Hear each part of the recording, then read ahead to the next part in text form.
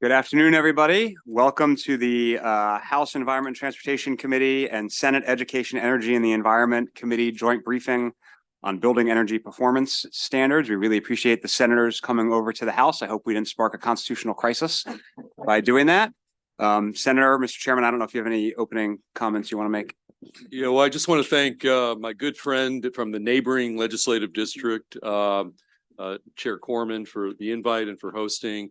I will only just say that we had Secretary McElwain in our committee yesterday for a broad briefing on the climate, the pollution reduction plan. And last week we did have Director Pinsky in for a broad overview. But this particular topic we're taking up today, I do think is important. We've got some regs pending in ALR. And so I think it's worthy of extra attention, this specific sub part of what we heard from Director Pinsky last week and Secretary McElwain yesterday. So with that, I'll yield back to you, Mr. Chair. Terrific. Thank you, Chair Feldman. We'll bring up our first panel, which is the Secretary and the Administrator and whoever from their team they would like up with them. Colleagues, we will do Q&A after each panel. So we have 3 panels. We'll do Q&A at the end of each panel. And for our Senate colleagues, we can just swap out seats if any of you have questions who don't have a seat around the horseshoe at the moment. With that, Mr. Secretary, Mr. Administrator, welcome and please proceed. Thank you. Good morning. Good morning, Chair Feldman and Vice Chair Kagan, Chair Corman. So good, and Vice Chair Boyce. It's so good to see you all again. We've been spending a lot of time together over the last 2 days.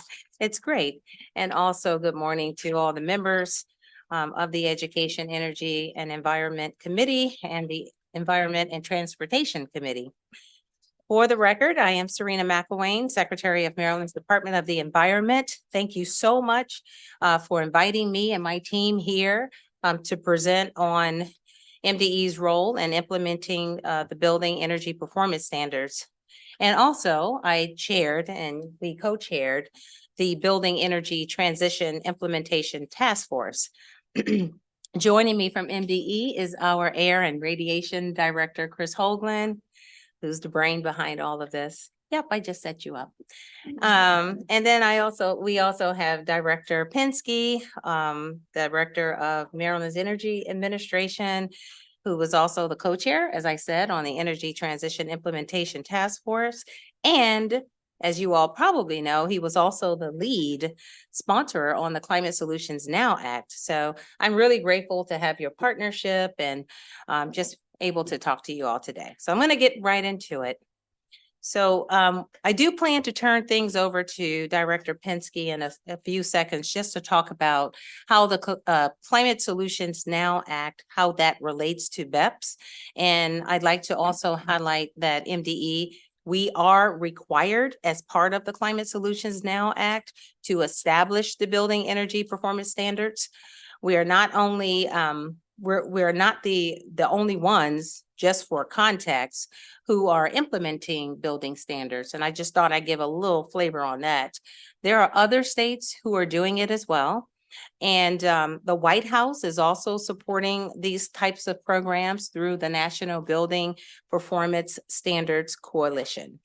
So the goal of BEPS is to reduce emissions from buildings by encouraging the collection or benchmarking of data and ultimately driving energy efficiency and lowering levels of greenhouse gas emissions. Today, I will share with you our progress on adopting BEPS, as well as we're going to highlight the major recommendations that came out of the Building Energy Transition Implementation Task Force. So as I stated before, I'm going to turn it over to you, Director Pinsky, so you can give a little insight on the Climate Solutions Now Act and how it relates to BEPS. Great. Thank you, Madam Secretary, and to the chairman and the 2 committees. Thank you for the invitation to be here. It's great to be in front of the Montgomery Mafia. Just kidding. Want to lighten the atmosphere. Many of you voted 22 months ago for the Climate Solutions Now Act. Obviously, the legislature passed it. It went to the governor, who neither signed it nor vetoed it, and it became law of the land. The headlines to many people were the reduction mandates, 60% reduction by 2031, and net zero by 2045. They captured some of the headlines locally and nationally, but as many of you recall, it was an omnibus bill. It did many other things. I think, I don't want to say first and foremost, but a very important foundation was institutionalizing a Justice 40 lens in the work we do going forward in terms of making those reductions. That we can't be blind to the last 20, 40, 100 years of the communities that have been ignored and overburdened and underserved. So that is clearly a key part of the bill. And many folks in the House, thank you, Vice Chair Boyce, for your work on that. We set up a green bank. We worked to electrify the state's fleet. And also we talked about decarbonizing large buildings, which is a segue into today's work. While many of the mandates and goals and policies were 20,000 feet, 15,000 feet, we also included some very concrete actions. And one of those concrete actions was to say large buildings, those buildings over 35,000 square feet, had to reduce their carbon emissions by 20% by 2030. Very specific, very concrete. And part of the reason all the scientists tell us early action is the most important action, because you get those reductions for more years, and it's very important. So we had that very concrete step in the law. Now, we also understood that the transition to doing that would not be easy. So another aspect of the bill was setting up the task force to actually help in that transition of the BEPS, which the Secretary and I co-chaired. So that's sort of what brings us here today in terms of that report and the work that went into it and the recommendation. So with that, I will pass it back to the Secretary. Thank you so much for that context. Okay, we're going to get started. So you might be wondering what type of buildings are included under BEPS. The law defined a covered building as a building in Maryland that has a gross floor area of 35,000 square footage of space or more, excluding the parking garage area. Exempt buildings include buildings that are smaller than 35,000 square feet, historic buildings, public and non-public elementary schools and secondary school buildings, manufacturing buildings and agricultural buildings as well. So here you can see on the slide a few examples of buildings that would be covered. You see the Walmart store, a multi-family apartment. There's a warehouse. In this picture, you can also see a little small green box. That one would not be covered because it's under 31,000 square footage of space. My agency estimates that there will be roughly or about 9,000 covered buildings that would need to comply with BEPS. The most common type of that 9,000 figure are warehouses, basically. And that follows, you can see that on the chart as well, large residential buildings and office buildings and retail. There are 9,000 buildings. These 9,000 buildings that we're talking about are in every part of the state. Every county has at least one building that's covered by BEPS. Some have more, but as you can see on this map, the covered, well, you really can't tell on the map, but I'm telling you, the covered buildings, they are concentrated in the urban areas and along major interstate highways. So the next slide, this one shows how BEPS will start phasing in over time. If you look in the first column, you'll see the benchmarking begins actually in 2025. This is the collection of data to establish a baseline and track progress. In our BEPS law, the covered buildings will be required to begin that benchmarking and analyzing energy use and greenhouse gas emissions annually by 2025. By 2030, the covered buildings will be required to either achieve the energy and emission standards or use alternative compliance provisions. So if a building owner does not meet the standards, they will have to pay a fee or a penalty. But those fees and penalties, they do not apply until 2030. So we would not be actually collecting fees until 2031. There are two standards that take effect in 2030. So by law, BEPS includes both net direct greenhouse gas emission standards, known as emission standards, and also site energy use intensity standards, which is EUI standards. These standards give businesses, building owners, developers, and engineers certainty about the pace of decarbonization. So here I'd like to point out in this slide that we really did collaborate nationally. We worked with key national laboratories and federal agencies. We worked very closely with the U.S. Department of Energy, the U.S. Environmental Protection Agency, Lawrence Berkeley National Laboratory, Pacific Northwest National Laboratory, and a whole lot of other ones. I mentioned Berkeley Lab.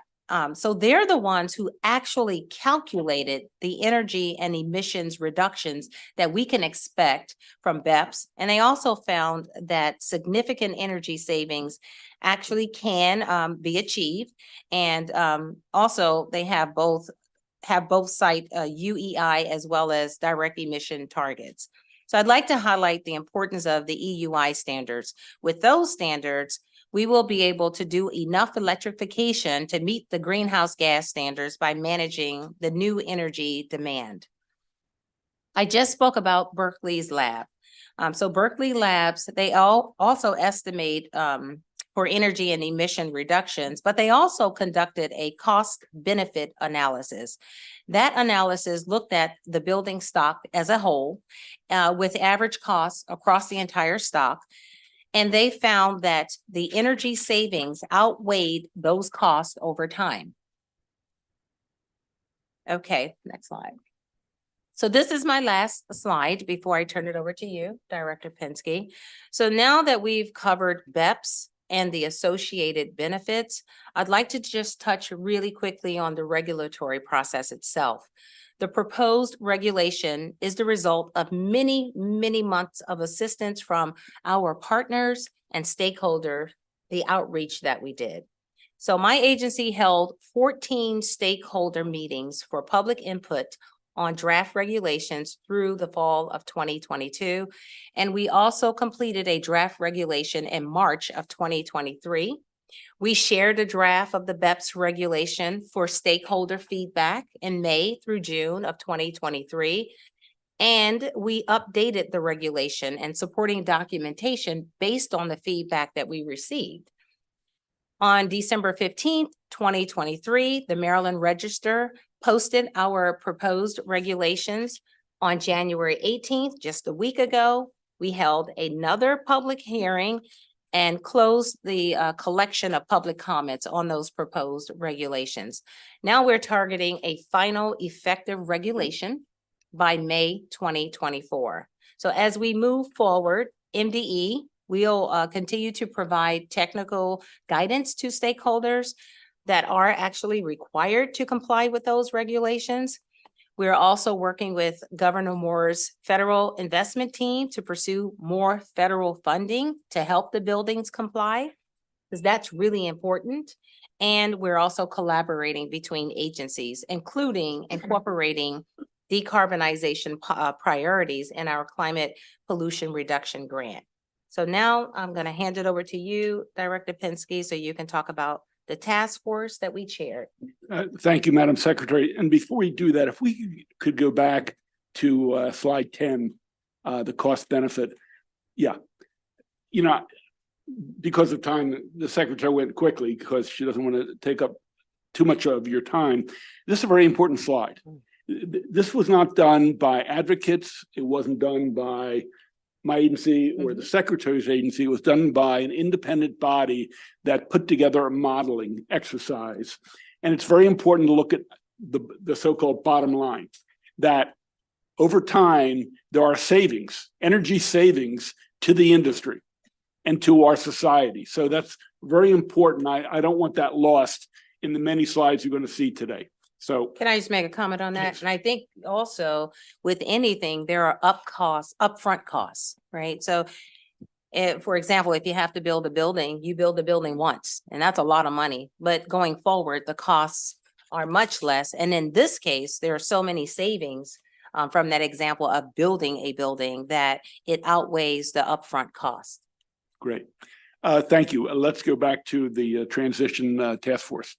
Okay, as I mentioned, the task force was called for in the Climate Solutions Now Act that the legislature passed 2 years ago. Among its charges, I'm not going to read through these, is to include incentives to electrify projects that would not otherwise result in strong returns. So that was one of the areas to save money for owners of large buildings and to try to figure out what incentives would be helpful in making this transition. The task force was made up of a diverse group of 24, 25 from multiple agencies, from the building community to architects to labor. It was a very mix and match of broad stakeholders. Next slide, please. We were originally told to finish our report by the end of December. And I will tell you that in mid-December or maybe early December, the secretary and I received a letter. I think it also went to the governor from 5 of the stakeholders and 5 of the members of the task force who said they felt their message, their concerns weren't being heard. Essentially, I'm bringing this down to, and they said, we think we're dissatisfied if we finish now. So we huddled, we talked to them, we met with them, I think remotely, and then we decided that out of respect and the importance of including their perspectives, that we would add additional meetings so they could vocalize and try to win over the task force to some of the recommendations. So that's why it's late. I believe you received it yesterday. Our last meeting was, I don't know, January 9th, January 7th, whatever. But we extended it beyond what the law called for. And I will tell you this, that the final vote was 16 in favor of the report that you received, 5 against, 1 abstention, and a couple who were absent that day. So it was 16-5-1. And I don't have it in front of you, but I believe the 5 voted against it were the same 5 who sent that letter to Secretary McElwain and myself and the governor. Okay, let's get to the recommendations. And again, I'm going to be very brief here. They are explained in more detail in the report itself, which hopefully you have hard copy or electronic copy in front of you. And again, I'm not going to read them. The first one is the importance of workforce development. We want a working body of people across our state who can do the work to make sure this happens, who are prepared and trained through apprenticeships and other areas as well. So that's clearly one of these. Second one I want to take a moment on, and that's, a one-stop shop. We don't want this to be a bureaucratic nightmare. I mean, we want to make this easy and as efficient as possible. We don't want, whether it's residents, whether it's a building community, to say, well, we had to go through A, through B, through C, then they send us back to A. We want to minimize that as much as possible. And the other aspect of this second recommendation is the whole home approach. And that's very important. And this was new to me too, as well. And I want to thank Ruth Ann Norton and others who educated me on this. She wasn't alone. But if you put a heat pump into a home or to a building, but you haven't done the energy efficiency, you're like wasting your time. And the idea of whole home is to do many of these aspects at once. So in other words, you're not making a bad investment. You know, so if a home, multifamily, apartment building, whatever, hasn't had the energy efficiency, the windows, the insulation, whatever, and then you put other infrastructure in, we're just wasting our time and the state's money or private money. So that's very important of number 2. Number 3, the Clean Energy Hub. In the legislation this legislature passed 2 years ago, it created an energy hub. It called for one position, one pin, and that person is actually here and is ready to answer any questions. And that's to be a clearinghouse. The idea in the hub was to have an office. We didn't think it would stay at one person, who would work with the built community, the experts, the people who service, the contractors, the scientists, and try to coordinate and make this, again, as efficient and effective as possible with minimizing having to go through bureaucracy. So the hub would be a clearinghouse with expertise. And if she or the person at the hub didn't have it, could say directly contact A or contact X or whatever. So very important. And the task force recommended we expand that by, I don't know, 5 or 10 or 20 positions. I understand we would love them at MEA, but we also know the budget is going through a tight situation. Okay, the fourth one is funding for the building energy section transition. And I know the EE committee got this report yesterday with a number of recommendations, including a cap and invest, a green bond, some fees. It's going to take some money. You know, we're going to have to figure out where that money comes from. So that is clearly one of the recommendations. And again, the task force didn't focus on one and said, this is the one going forward, but it acknowledged the need for the revenue to put some of these mechanisms in place. The fifth one has been a little controversial, and I'm not going to spend a lot of time on it. I'm sure some of you are saying, what the heck does Medicaid have to do with transforming our buildings to be energy performance standards? Well, reducing greenhouse gas emissions and decarbonizing is obviously important in terms of addressing climate change. But we also know independently, indoor air quality, asthma, and a lot of other things are part of the health concern that we address. And there's been some talk that it's possible to access some of the Medicaid money in some of our work to clean up buildings and make them more energy efficient and decarbonizing. Because at the same time, Unused. yeah, unused money in some cases, that they're dual benefits. So look, it has been done on a wide scale across the nation, not yet, but it's been brought up. We want to put it on the table as something to look at and to consider. Okay, next slide, and I'll finish up, and this will be near the end of our presentation. Let me go here. Let me go to the second bullet. I mean, the first bullet on this page talks about on-bill repayment and some efficiencies for utilities in the built community to make this transition a little easier. The second one I want to take a moment to look at. And the task force recommended shifting where we're investing money currently towards electrification. One issue that some of you have dealt with is STRIDE. Clearly, the task force understands when there's a crisis, when there are leaks, when people's lives are in danger, every action has to be done to replace those pipes, correct those pipes, et cetera. But there was concern voiced by multiple people on the task force of doing widespread investment in pipes and replacing pipes that in 10 or 15 or 20 years may not be used, might not be the wisest area to invest our money in. And that we should start to shift and think in our heads, is this a long-term investment? And could it be better used towards the electrification and towards the transition in our large buildings and eventually buildings of other sizes beneath the 35,000 square feet. Tax incentives, that will probably come up from speakers behind us. A list was given to us early, a long list that was not explained as well as we would think. There are a lot of complications when you talk about changing tax code. We list 5 or 10 or 12 to be considered, but we didn't have the capacity generally, or was full explanation offered that we felt comfortable adapting or adopting specific tax incentives.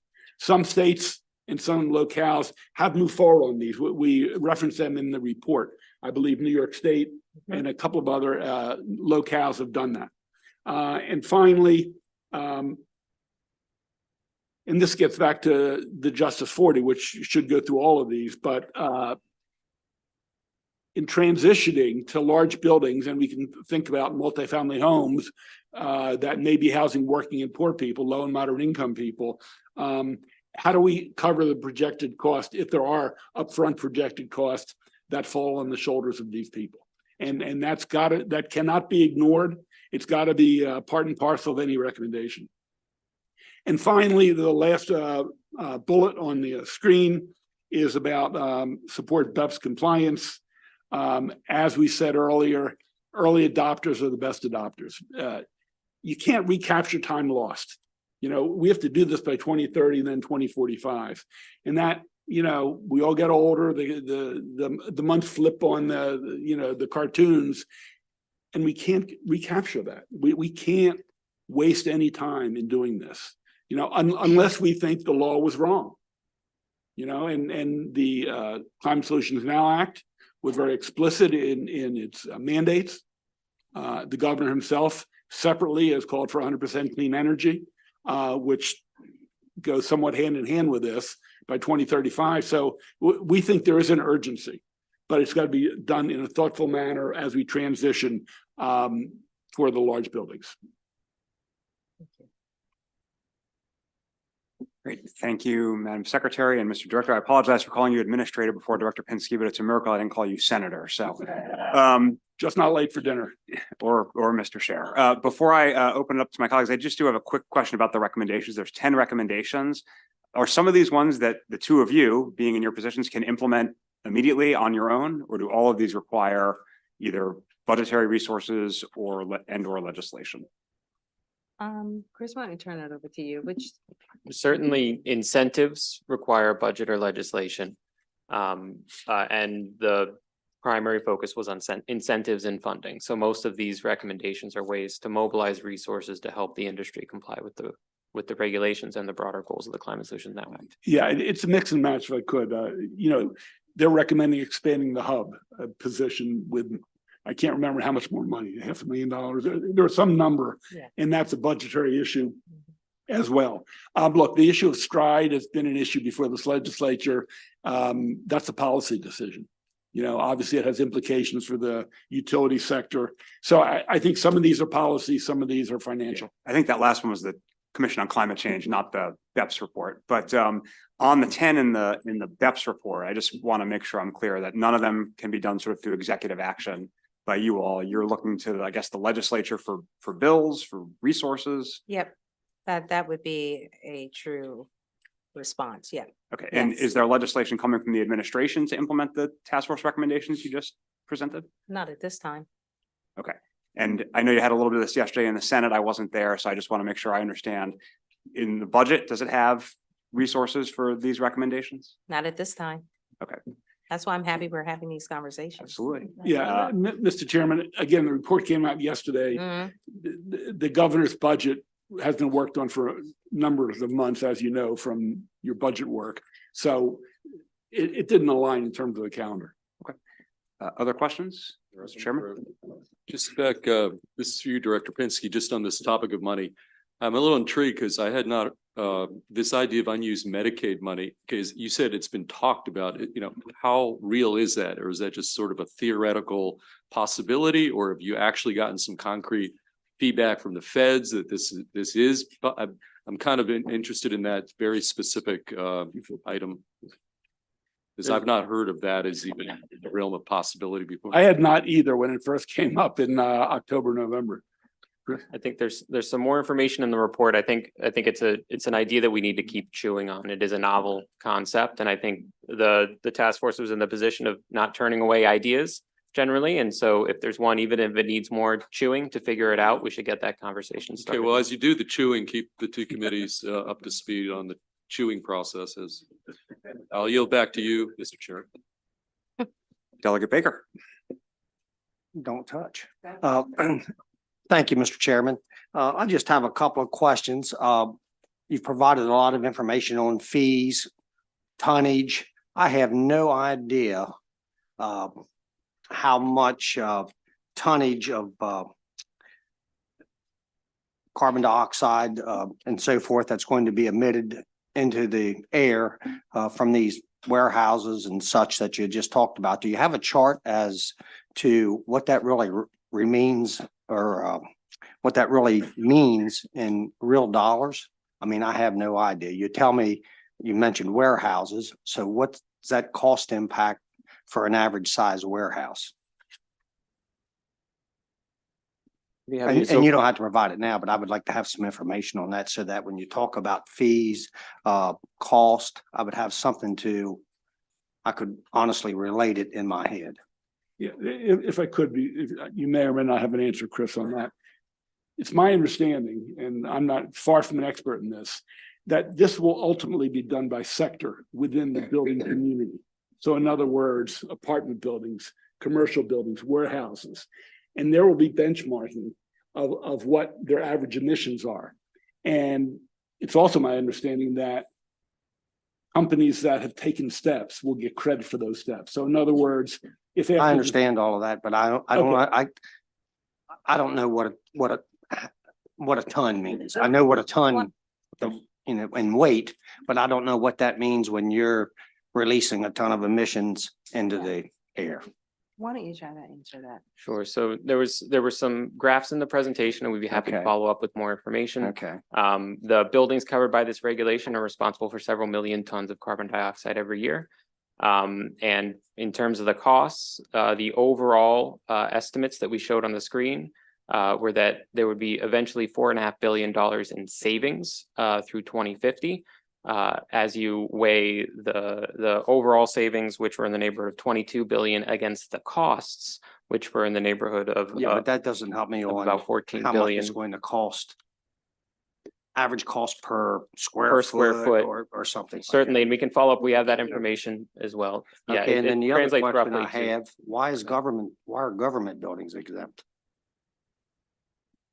The law exempted several categories, including schools, but generally, state government buildings that don't fall into one of the functional categories are not exempt. They are subject to the regulation. Okay, thank you. We're gonna let Chair Corman recognize the questioners, but I want the honor because she's from the best legislative district, in the state of Maryland, the 15th legislative district. Delegate Foley, do you have a question? Thank you, Mr. Chair, and thank you, Senator Feldman. My question is, well, first of all, let me just say that on the issue of Medicaid funding, I'm concerned about taking money that is, directed to underserved communities and poor people, and now directing that to pay for other things for poor people. So I'm a little concerned about that, but I'd like to see more on that issue. But my question is, so the funds for low and moderate income housing, my understanding of the IRA is that there's quite a bit of money there for something like that. Am I right about that? Is that a potential pot of money for us to be able to fund that? Because we're looking at a whole housing package now from the governor. We're going to have to take all of this into consideration, right? So I just wanted to get some feedback on that. Thank you. Well, Go ahead. in terms of the IRA and the homes in HERA, it's $136 or $136.5 million over 4 or 5 years. And some of that is electrification, some is replacement of gas and oil, whether it be refrigerators, whatever it might be.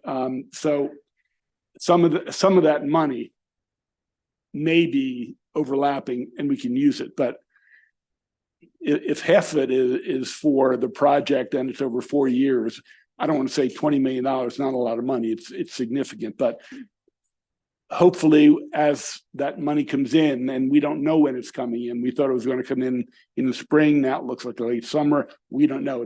It has to be released from the feds. We will use it as appropriate to move working and poor families, low and moderate income families in that direction. So hopefully it's going to follow those same principles and be a help, but it's a little hard to quantify at this point how much of it will be. Okay, thank you. And just to be clear, that's 136 million for over the whole span of time for the state overall. Well, that's the home in HERA. Home. Okay, Home and electrification. I got it. Okay. And half is clearly explicitly in the federal law to go to low and moderate income. So Okay, great. that's where it's going. And we are committed, like I said earlier, that we are using a Justice 40 lens in everything we do. Right. So I expect it'll be more than 50% will be going to those working poor families who have been ignored. Thank you. And thank you both for the presentation. Thank you. Delegate Foley, Senator Hester. Thank you very much, Mr. Chair. Hello, Secretary. I had two questions just following on the funding stream. My first was that on one of the slides, you mentioned that MDE is working with Governor Moore's federal investment team. And I was just curious if there was enough people looking for grants that we're not leaving any federal money on the table, or could it be possible that with this and some of the other climate pollution reduction plans, we might need more grant writers? My second question was, it's my understanding that there's $90 million in the Strategic Energy Investment Fund's dedicated purpose account to fund the state's climate pollution reduction plan. Now, is this not part of the climate reduction plan? Chris, if you can answer those two technicals, the first one. So for the first one, yes, there are so many different federal programs to apply for. We and the other agencies and the governor's office are working to get as many applications in as possible. One of those grants at MDE is a climate planning grant from EPA that we received that we're using to staff up and hire more people to implement climate planning, and that includes applying for more grants. So we are staffing up in that regard to make sure that we make maximum use of all of those opportunities. And there are many that are relevant here. The IRA increased the tax credit. This isn't anything we'd have to apply for. It increased the 179D tax credit for commercial buildings to implement energy efficiency upgrades. But then there are lots of competitive grants that we could potentially put toward this purpose. And then for your second question, yes, this is one of the key elements of the climate plan, decarbonizing large buildings through BEPS and through other means. So we agree that this is a priority area to invest going forward. Do you have a follow-up? The chair just asked you all if any of these recommendations were funded. And you said this was part of the climate pollution prevention plan. There's $90 million in the budget. So could we get some clarification on whether any of these things are in that $90 million? We can do that. I can get you that information. That's still being worked out where that funding is going to. So yeah, we have to get back with you on that. Okay. Delegate Holmes. Thank you, Mr. Chair. And I also want to first off thank the Speaker's office for allowing me to serve on this task force. Thank you, Director and Madam Secretary. If any of you ever have the opportunity to get onto the task force meetings, they really get deep into the woods, and it really is very, very informative. So I encourage anyone to get on the task force meetings. They're very, very informative. My question is relevant to, obviously there's a lot of questions about funding. The fines and fees for the owners that don't take care of these, the 35,000 square foot and over, where does that money go to? You want to talk about where the funding goes to, which pot of money we have? And Sure. okay. The Climate Solutions Now Act did not specify where that funding would go. The good news is that it's 7 years before any of that would be collected. So there's certainly time to firm that up. As currently written, it would go to the department like any other permit fee. But I believe we've communicated that at some point in the next 7 budgets, we should all clarify exactly where those proceeds would go and how they could be invested, for example, to help buildings comply with the regulation. And I would encourage to make sure that we put these back into a program that does exactly what the task force and the systems are suggested to do. Thank you, Mr. Chair. Thank you, Delegate Holmes. Delegate Love. Thank you, Mr. Chair. Good afternoon, everyone, or I guess we're still morning. Good morning, everyone. Thanks for being here and thanks for all of this information. The chair and I represent a number of large buildings that house condos and co-ops, and we've heard from a number of them. These buildings are old, and to comply with BEPS would be extremely expensive. And these condos and co-ops don't what's the word I'm looking for? They're not covered under the IRA or Empower and a number of other things. They're sort of lumped in with commercial buildings. So first and foremost, I think they need to be separated out in the regulations. And secondarily, these are seniors who are on fixed incomes. So going back to that funding question, how are we going to help them fund these improvements? And how are we going to help them with the burden of the penalties if we don't? Like I said, these are 50-plus-year-old buildings that are housing co-ops and condos of seniors on fixed incomes. And this is a great concern to them and as their representatives to us. Yeah, this is why we really do need to continue the conversation about where are we going to get the funding to help with this transition. It's important. That's why we have the Building Energy Transition Team to think about those 10 recommendations. We talked about everything, all that you just mentioned. You've also had a lot of comments about this as well. All the stakeholder engagement and public participation, we've heard it all. And we've included all of that as part of the planning. And again, that's why it's so important that we help the buildings, all of them, everyone, to, be in a position where they can continue with this transition. So it's something we're working on. The good news is, if there's any good news to what you just said, because it doesn't sound like good news, it doesn't kick in right now. It doesn't kick in until 2031. And so we have time to work this out and keep those things at the forefront of the planning as this regulation is finalized. Would you care to add anything? What about you? Mr. Chair, follow up if I may. Thank you. I appreciate that, but for these folks, they have to start planning now. Yes. Because that's with these old buildings, that is a lot of work and they have to start planning their funding now. Are there alternative pathways that they could use to meet these goals? I don't know if you have them or if you can think about them, but I just ask that you keep these folks on your radar screen. We do have compliance. Yes, so other- there is yeah. the alternative compliance fee. The fee that we were discussing earlier was established in the act. So building owners can opt to pay the fee rather than reducing greenhouse gas emissions. The regulation also has exemptions for certain cases, affordable housing, buildings with low occupancy, buildings in financial distress. And then the department has broad enforcement discretion that can include alternative compliance pathways. Thank Yeah, you. if I could, one other point, Delegate Love.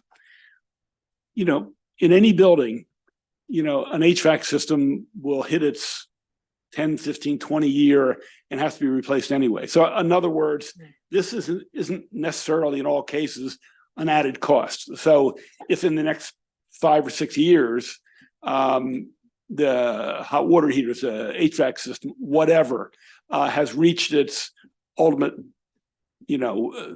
end, the marginal cost we can discuss of replacing a gas or oil driven furnace with a heat pump. There may be some difference in marginal cost, and there are some other tax incentives and other tax breaks that go with this. So it's not a full cost. So there are a number of pieces to this, and we want to make sure we minimize the additional costs. But it's not like this is a burden on everybody all at once. I mean, they're going to have to go through this anyway. And I'd just like to add, just to give a human touch to what you just said, it's important. And we're not going to leave, and this is what the governor says, we all believe in it, this administration, we are not going to leave them behind and leave them struggling. And just, that's not what we do. That's not who we are. So we're not pushing regulations out and said, you just have to do it, period. That's not how we operate. So that's why I said, we will take all of those things into consideration and make sure we are considering all of those needs and everything, how it's impacting the folks that you just talked about. So I just wanted to give you that human piece of it, that I will be paying attention to it. We will make sure that we're able to help as much as we can. Thank you. Senator Washington. Thank you, colleagues, for this. Thank you so much for this briefing and this opportunity to review the regulations. Just for context, I'm the Senate Chair for AELR. So my reference or comfortability with regulations may be different than my colleagues, and we tend to focus on law.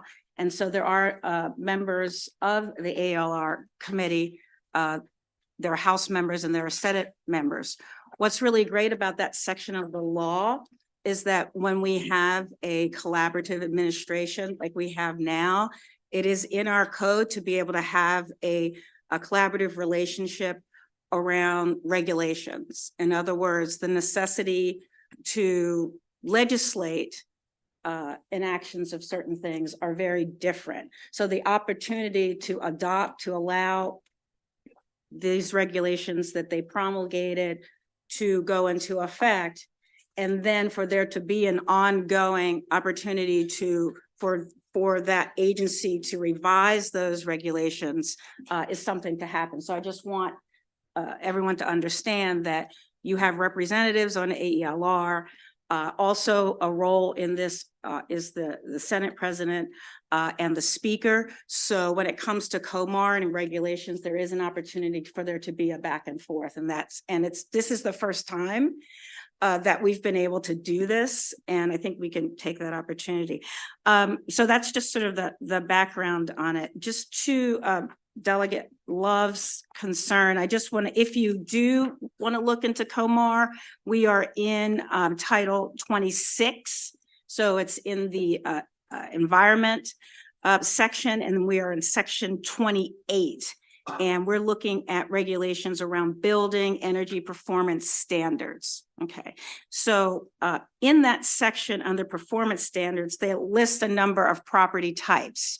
So Delegate Love, one of the property types that's in the regulation, well, there are a number of them, but there are senior living, there are residential care, there are resident hall. So I believe there could be an opportunity to, in regulation, address some specifics around there. The other, my actual question or comment or point of information is that the state of Maryland is actually currently using Medicaid dollars to provide housing to house homeless individuals. There's something called a Medicaid waiver that we requested. The first jurisdiction to do that was Baltimore City. Again, I know this information because I chair the Joint Committee on Ending Homelessness. And so about 4 years ago, we saw that the relationship between health and housing really necessitated, and the ability for individuals who are if you are homeless or you're unhoused, your ability to follow a healthcare regime is very difficult. So it was in the interest of Medicaid to facilitate or to, in some ways, reduce costs of medical costs by allowing for housing. So it's a little more than noodling. I just want to assure the chairs that we've done this already. And so there is a mechanism for the state of Maryland to request a waiver to allow I would assume from a public health perspective, to allow for dollars. And as the secretary said, these are unused. A lot of Medicaid dollars are not used, right? So it would not take away from anyone that is currently, and I guess I should say, isn't that so?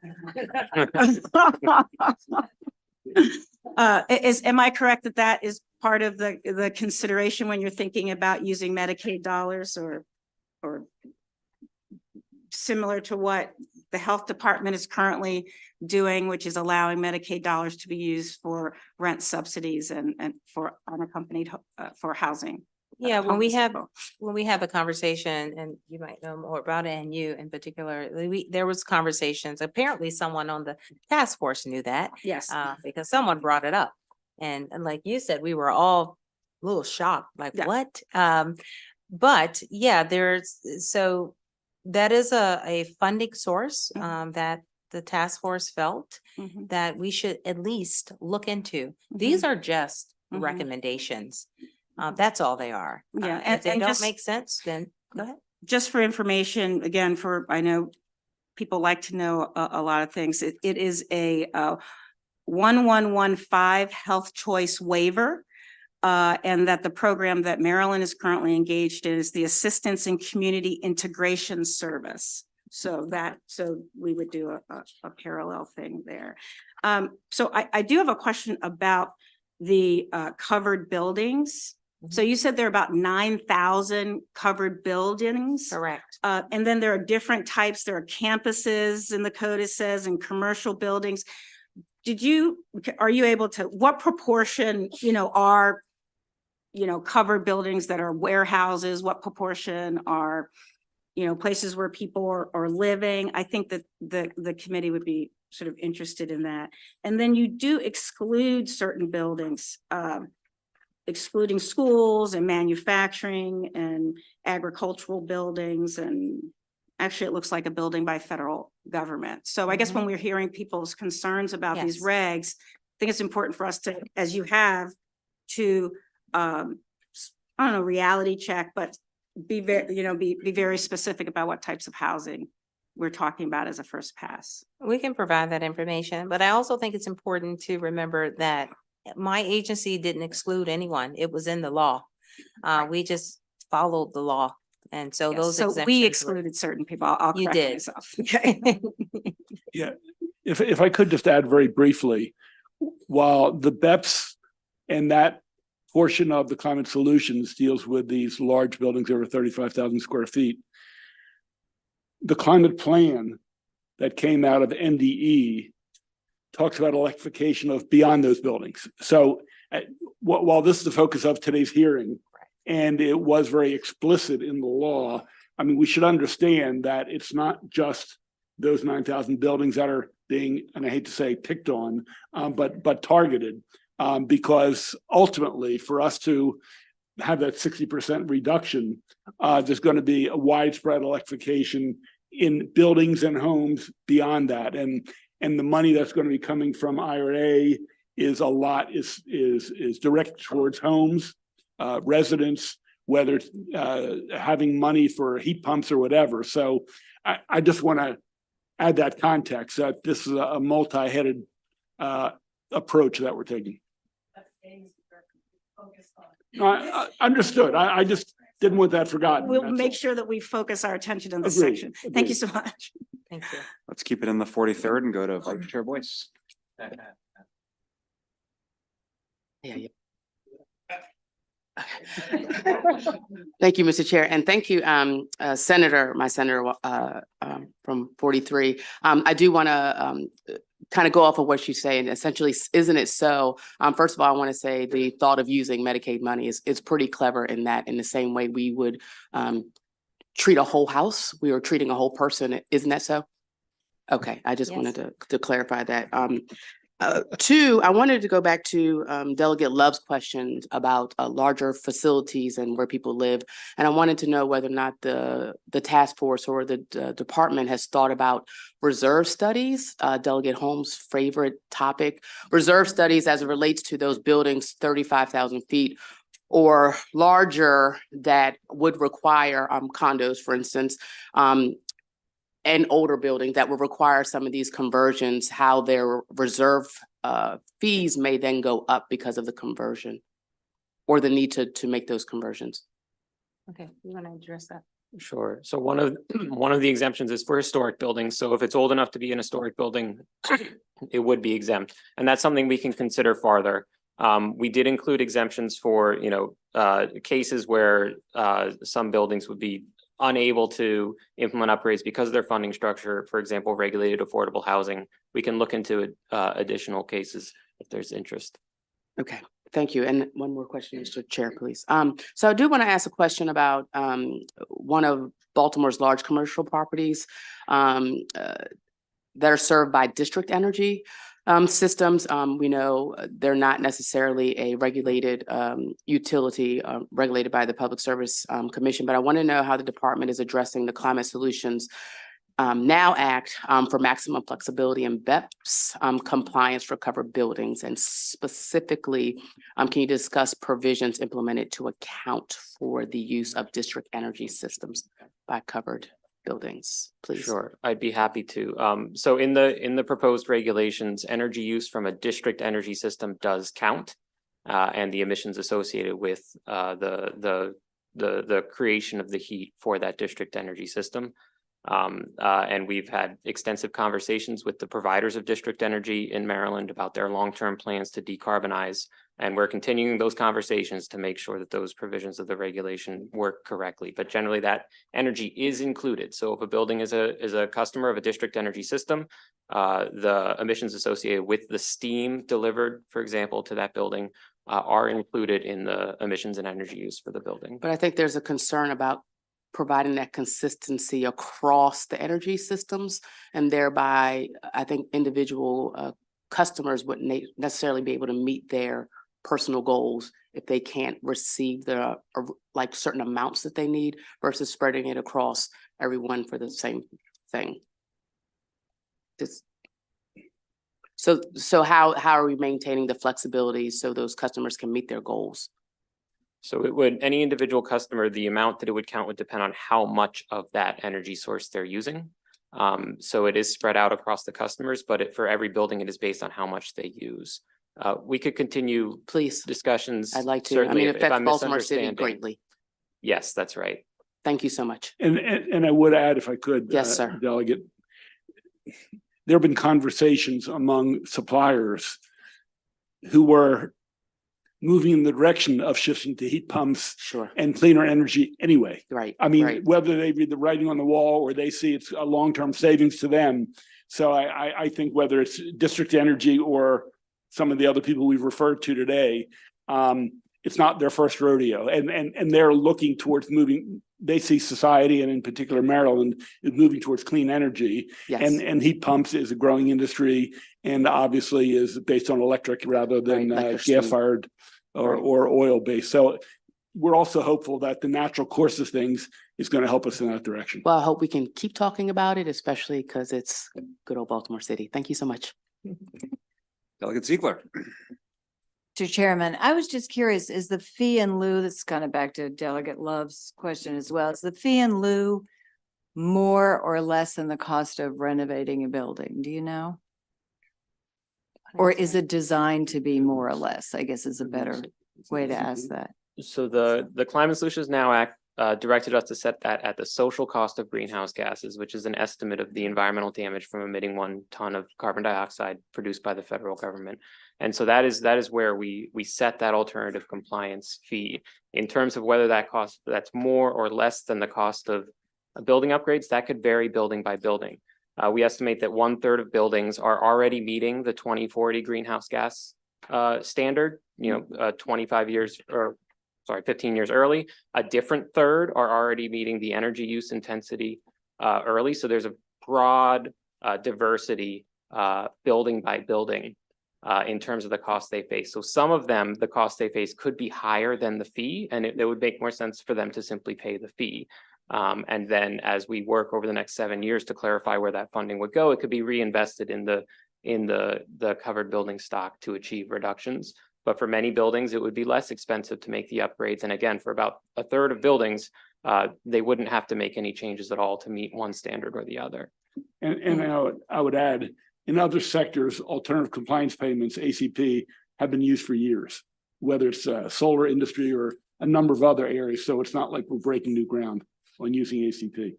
Understood. Thank you. Vice Chair Kagan. Thank you, Mr. Chair. I'd like to follow up on the questioning of Senator Hester, District 9, and Secretary McElwain. I don't know if this is for you or Administrator Pinsky, but it's about federal funding. And I understand from friends in high places at the federal government that that over $200 billion has already gone out to other states, that other states whose climate goals are not nearly as aggressive as Maryland's have been applying and pestering and lobbying for and receiving federal funding. And the senator from District 30, Senator Elfreth, and I have been talking about some creative ideas for some that would be Mr. Pinsky, pun intended, for buildings that might be covered by BEPS or not covered by BEPS, but clearly that would advance our goals. And I'm just wondering if you could give us real specifically what we've sought as Maryland in this tough climate era, and if we haven't started yet, what are our plans? I've already reached out to our friends at Intergovernmental, but I'm worried that we're missing the opportunity and leaving money on the table that's going to other states. Yeah, I'll just start and turn it over to you. I'll say that, and I'm not sure where you heard that from, but Maryland is definitely not leaving money behind with the federal government. We are aggressive. We have been, I know you're going to talk about some of the funding sources and revenues that we've gotten from the federal government. Even you just talked about a big grant that we got. So we are constantly every day looking at federal sources that we can tap into, to make sure that we are utilizing that funding. And I think you want to talk in particular about it. Well, just briefly, I can't comment. I don't know what other states have received. Some of the federal grants are formula driven and some are competitive. I mean, I can tell you one of the grants, what's called the TREC, it's training contractors. It's not even due till January 31st on the preliminary application. And on the formula, on the IRA, on the home and the HERA, we don't know when those monies are going to be released, but we're going to get them because that's formula driven. I was pleasantly surprised. Can't remember, was it in spring or winter of last year when there was a coordination effort by the key agencies that would be affected by the IRA, Transportation, MD, ourselves, and others, started meeting on a regular basis to figure out who would be the lead on what and who would be secondary. So I don't think we are stuck in the starting line. I really don't, and I don't give out accolades easily. So I think we will have enough of these applied for. And again, I don't know who received it and who's speculating, or they've actually received the money. Well, and there's a different sources of money too. I know I saw some presentations from the Department of Energy, and they were talking about all this money that's available. Oh, I can't believe Maryland hasn't taken advantage. It's sources of money that we cannot apply for.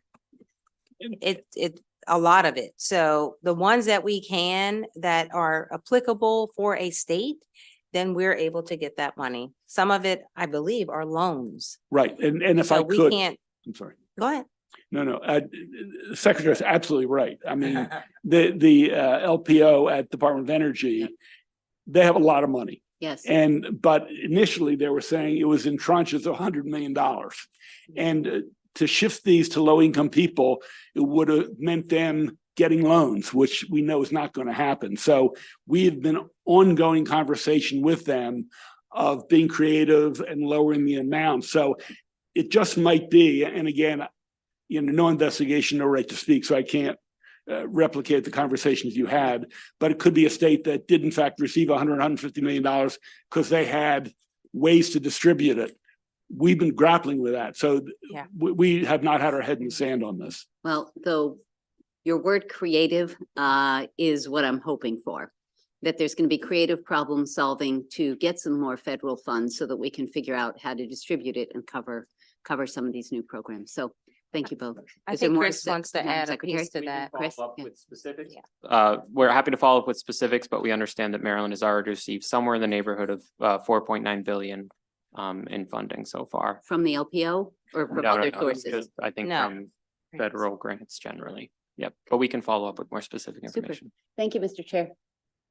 Okay, before we release you and transition to the next panel, just one quick point. I'm looking at the report and dated yesterday, the 24th of January, and it's entitled Task Force Final Report, which suggests that your task force is over. And then Delegate Holmes then invited us to participate and watch task force meetings going forward. So just to be clear, is the task force now officially complete, or is it an ongoing task force? And if it's complete, I mean, these topics are going to be ongoing. Some of your recommendations, 6 months from now are going to be moot, arguably, or at least stale. So what's the status of the task force? Yeah. And I'll just put that out there and leave it Yeah, there. the task force have packed their bags and gone home. So it's over now. It was for this specific reason, right? But that doesn't mean we cannot continue and maybe reinvigorate that task force or maybe another one. So I agree with you. It's important that we continue to have those conversations with those stakeholders who were on that task force. Well, thank all three of you for being here and engaging with us on this. We'll now transition to our second panel of what we're calling BEPS advocates, for lack of better terminology. So if they could come on up, and I know one is virtual. It's Aaron Sherman from RMI, Susan Stevens Miller from Earth Justice, Jose Coronado Flores from CASA, Chris Parts, and Ben Rauch.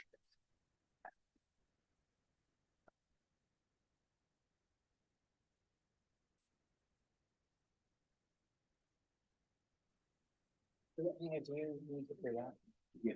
And I know Chris is participating virtually, so just when we get to him, he'll show up on the screen, fingers crossed. But why don't you all begin when you're ready? Screen. I would choose this one. You should be able to change the tab to yours.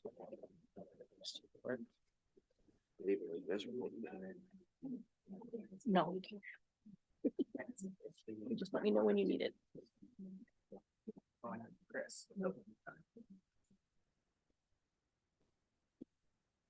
All right, good afternoon.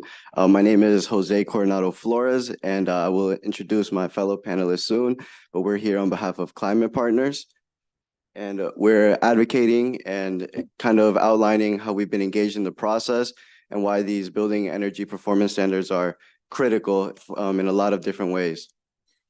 So Climate Partners is a coalition of over 100 environmental, faith, consumer advocacy, and social justice organizations like mine, and we're all working to build a clean energy future in Maryland and help Maryland equitably and effectively transition and achieve its climate goals. And I'll pass it to my fellow panelists to introduce themselves. Hi, I'm Susan Miller. I'm a senior attorney with Earth Justice. Earth Justice is a nonprofit law firm that represents other nonprofits free of charge. And in my previous life, I was worked for the Maryland Public Service Commission, including approximately 8 years as general counsel to the commission. My name is Aaron Sherman. I represent RMI, a nonprofit, nonpartisan organization working to transform global energy systems. RMI provides building policy expertise and technical assistance to BEPS advocates, including Climate Partners. I'm part of the building regulations team at RMI. I provide technical assistance on building energy code and performance standard issues across the country. I'm also a resident of Odenton in District 33A. And once again, Jose Coronado Flores. I'm CASA's climate research policy analyst, and we're Maryland's largest immigrant and working rights advocacy and services organization. Just to begin, I wanted to elaborate a little bit on the engagement we've had in the process of developing these regulations and how MDE and MEA has really brought in advocates and a lot of community-based organizations. About less than a year after Climate Solutions Now was passed, IMT and MDE came to CASA's Langley Park office and conducted a bilingual building energy performance standards presentation. And during this meeting, they heard from regular everyday tenants who live in affordable housing, and they shared a lot of the concerns that we hear in these committees about what is it going to take, how will this affect my current cost, living cost, and MDE and MEA have really been open to hearing and listening to what community members have to say. As for the Building Energy Transition Implementation Task Force, these meetings really are open. I constantly go to these meetings and I'm an active public participant. So I really want to stress the high level of engagement that these departments have had with advocates, stakeholders, and community members. So now I'll pass it to Susan. Thank you, Jose. Before we delve into BEPS, I think it's important to bear in mind why we're doing this and what are the benefits of building electrification. The first benefit I want to discuss is improved health. Fossil fuel equipment, such as heating systems and water heaters in buildings, emit nitrogen oxides, which is a form of air pollution. This pollution is linked to respiratory, cardiovascular, cognitive, reproductive, and developmental harms, as well as cancer and premature deaths. In Maryland, fossil fuel equipment in buildings emits more than 3 times as much nitrogen oxides as all the state's power plants put together. In the Baltimore metro area, fossil fuel equipment emits more than 5 times as much nitrous oxides as the region's power plants. Lower income neighborhoods and communities of color in Maryland face disproportionately higher rates of exposure to pollution from buildings, which undermines their health and well-being. Compared to white Marylanders, African-American residents are exposed to about 70% more pollution from gas equipment, such as gas furnaces and water heaters. Get to the second slide. You can go one more. This slide demonstrates that the United States has reduced carbon emissions from electricity, but the building sector has remained flat. However, that is not even true in Maryland. In Maryland, pollution in buildings from nitrous oxide has increased 3.7% from 2017 to 2023. So Maryland is actually getting behind other states who are taking care of this problem. Millions of Maryland residents have shouldered the economic and health costs of exposure to air pollution from fossil fuel equipment. This includes the health risks I listed before, lost work days. There's an estimated 20% increase in childhood asthma associated with fossil fuel equipment. So removing nitrogen oxide from buildings is vital to the health of our citizens and will actually improve the economics for those citizens. Second thing I'd like to focus on is the lower cost for customers. Director Pinsky discussed this a little bit. Essentially, the latest high efficiency heat pumps are 3 or 4 times more efficient than fossil fuel equipment. And the cold climate heat pumps, which are now just hitting the market, are actually efficient as low as 22 degrees Fahrenheit without the need for backup heating. In Maryland, 98% of households would have lower operational costs with an air source heat pump compared to a high efficiency gas furnace. And for median low income households in Maryland would see an estimated over $370 in savings per year with a heat pump as compared to a gas furnace. A MD study estimated annualized life cycle consumer costs, including costs for equipment, operations and maintenance, and utility bills for several types of buildings, and found that most or all electric buildings will have lower life cycle costs than mixed fuel alternatives. And finally, I want to address what the gas companies have been doing while Maryland is working on its BEPS program. Maryland's 3 largest gas companies are currently undertaking massive capital investment programs through STRIDE. I know all of you have heard a lot about STRIDE. It's important, I think, to bear in mind because this sometimes gets lost. STRIDE is not a program to fix leaking pipes. Essentially, the utilities are replacing all their pipes. BGE's total spend for STRIDE, for its first STRIDE phase, which went from 2014 to 2018, was $522 million, which ratepayers have to pay back. And this figure does not include the return or the profit that BGE is to earn on this program. In 2023 alone, BGE spent $160 million on its STRIDE plan.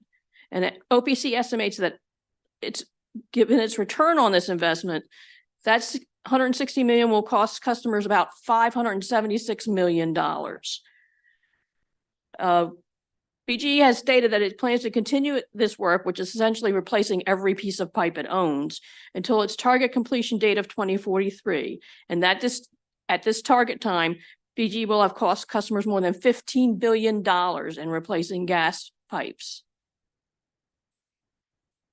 In its most recent rate case, which was just issued in December, BGE received approval to spend almost $400 million for 2024 to 2026 on its STRIDE program. And once again, this does not include the profit that the utility is entitled to make on capital investments.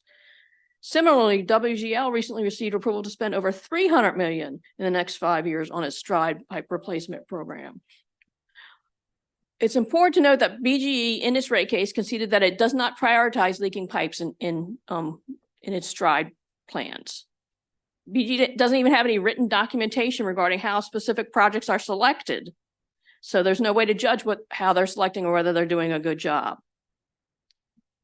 Gas replacement programs are expensive, install long-lived assets, and are built on the assumption that gas systems' future needs will be the same or similar to the system's present needs, which we all know is not correct. Neither BG nor WGL examine alternatives to replacing these pipes. They simply replace the pipes because replacing the pipes is what gives them a return on the investment. The disincentive to just fix the pipes is fixing the pipes. You receive your costs or expense for fixing, but you don't receive a return on investment. You don't make a profit on that money you spent. These expenditures are already unnecessary, and electrification will avoid saddling ratepayers with costly investment that they will be paying for over decades. So one of the benefits of building electrification will ultimately be avoiding saddling ratepayers with billions of dollars of pipe replacement costs that are unnecessary. And now I'd like to turn it over to Erin. Thank you, Susan. I'll speak a little bit more to the proposed BEPS rules in particular. I'll start by just summarizing some of the things that they do concretely. What is in those rules? What do they do? So first of all, as discussed previously by the last panel, MDE is statutorily obligated to promulgate these BEPS rules.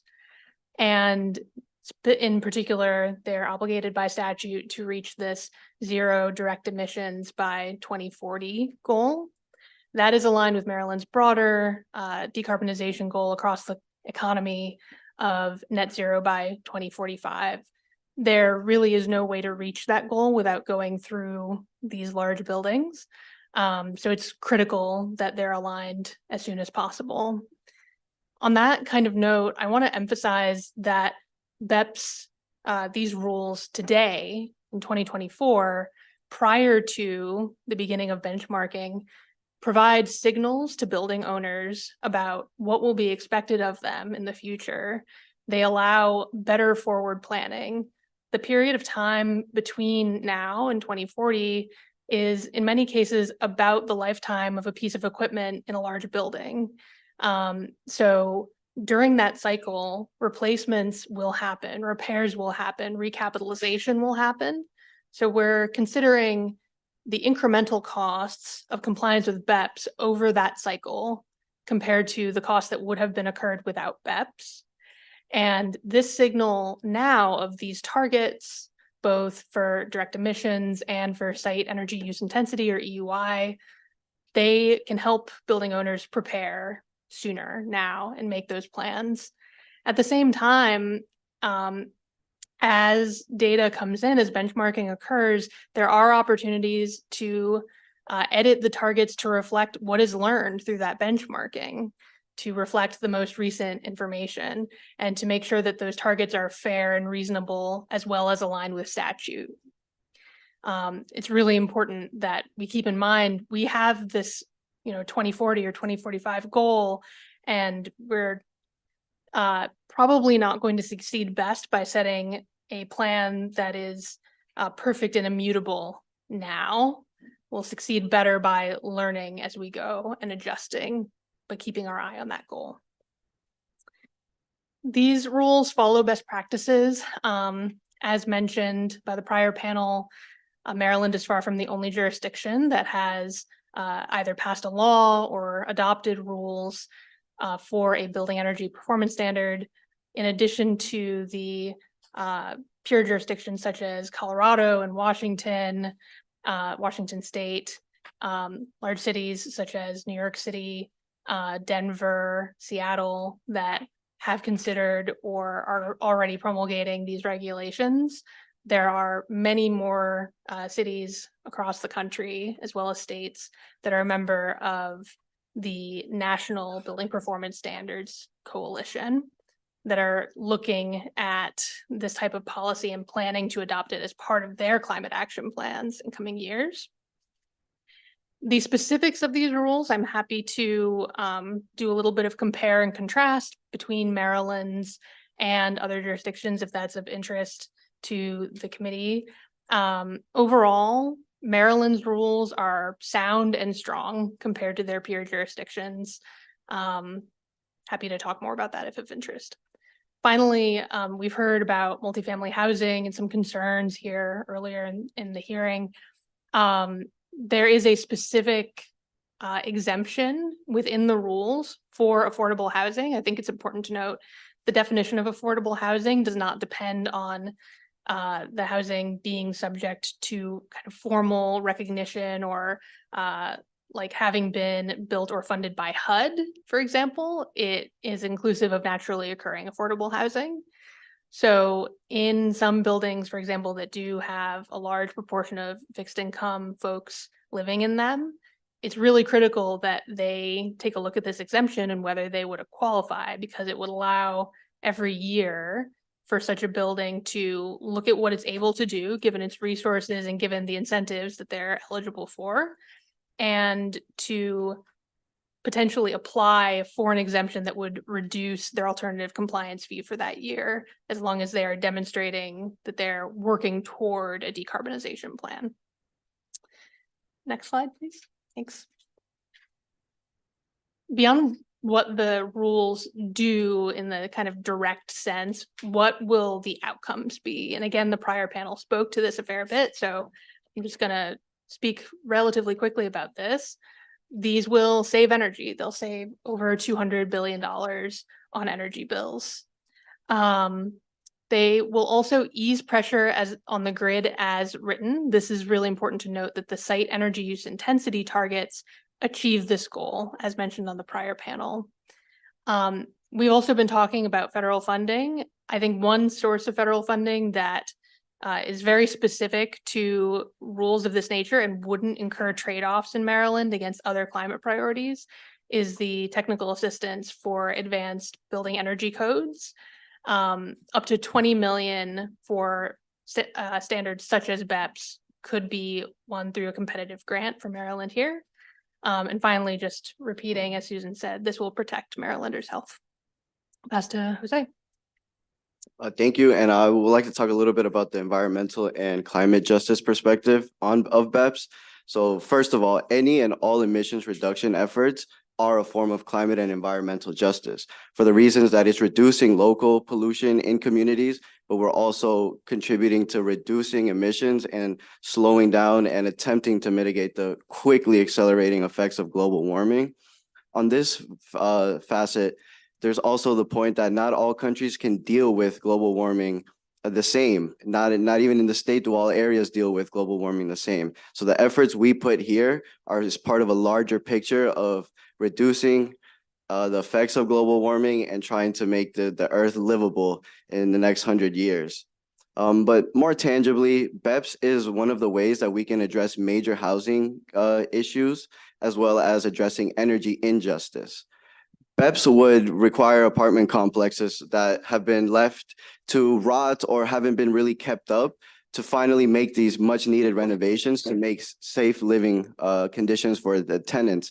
And in my next slide, I'll share how this could affect 2 apartment communities in Maryland in a very positive way.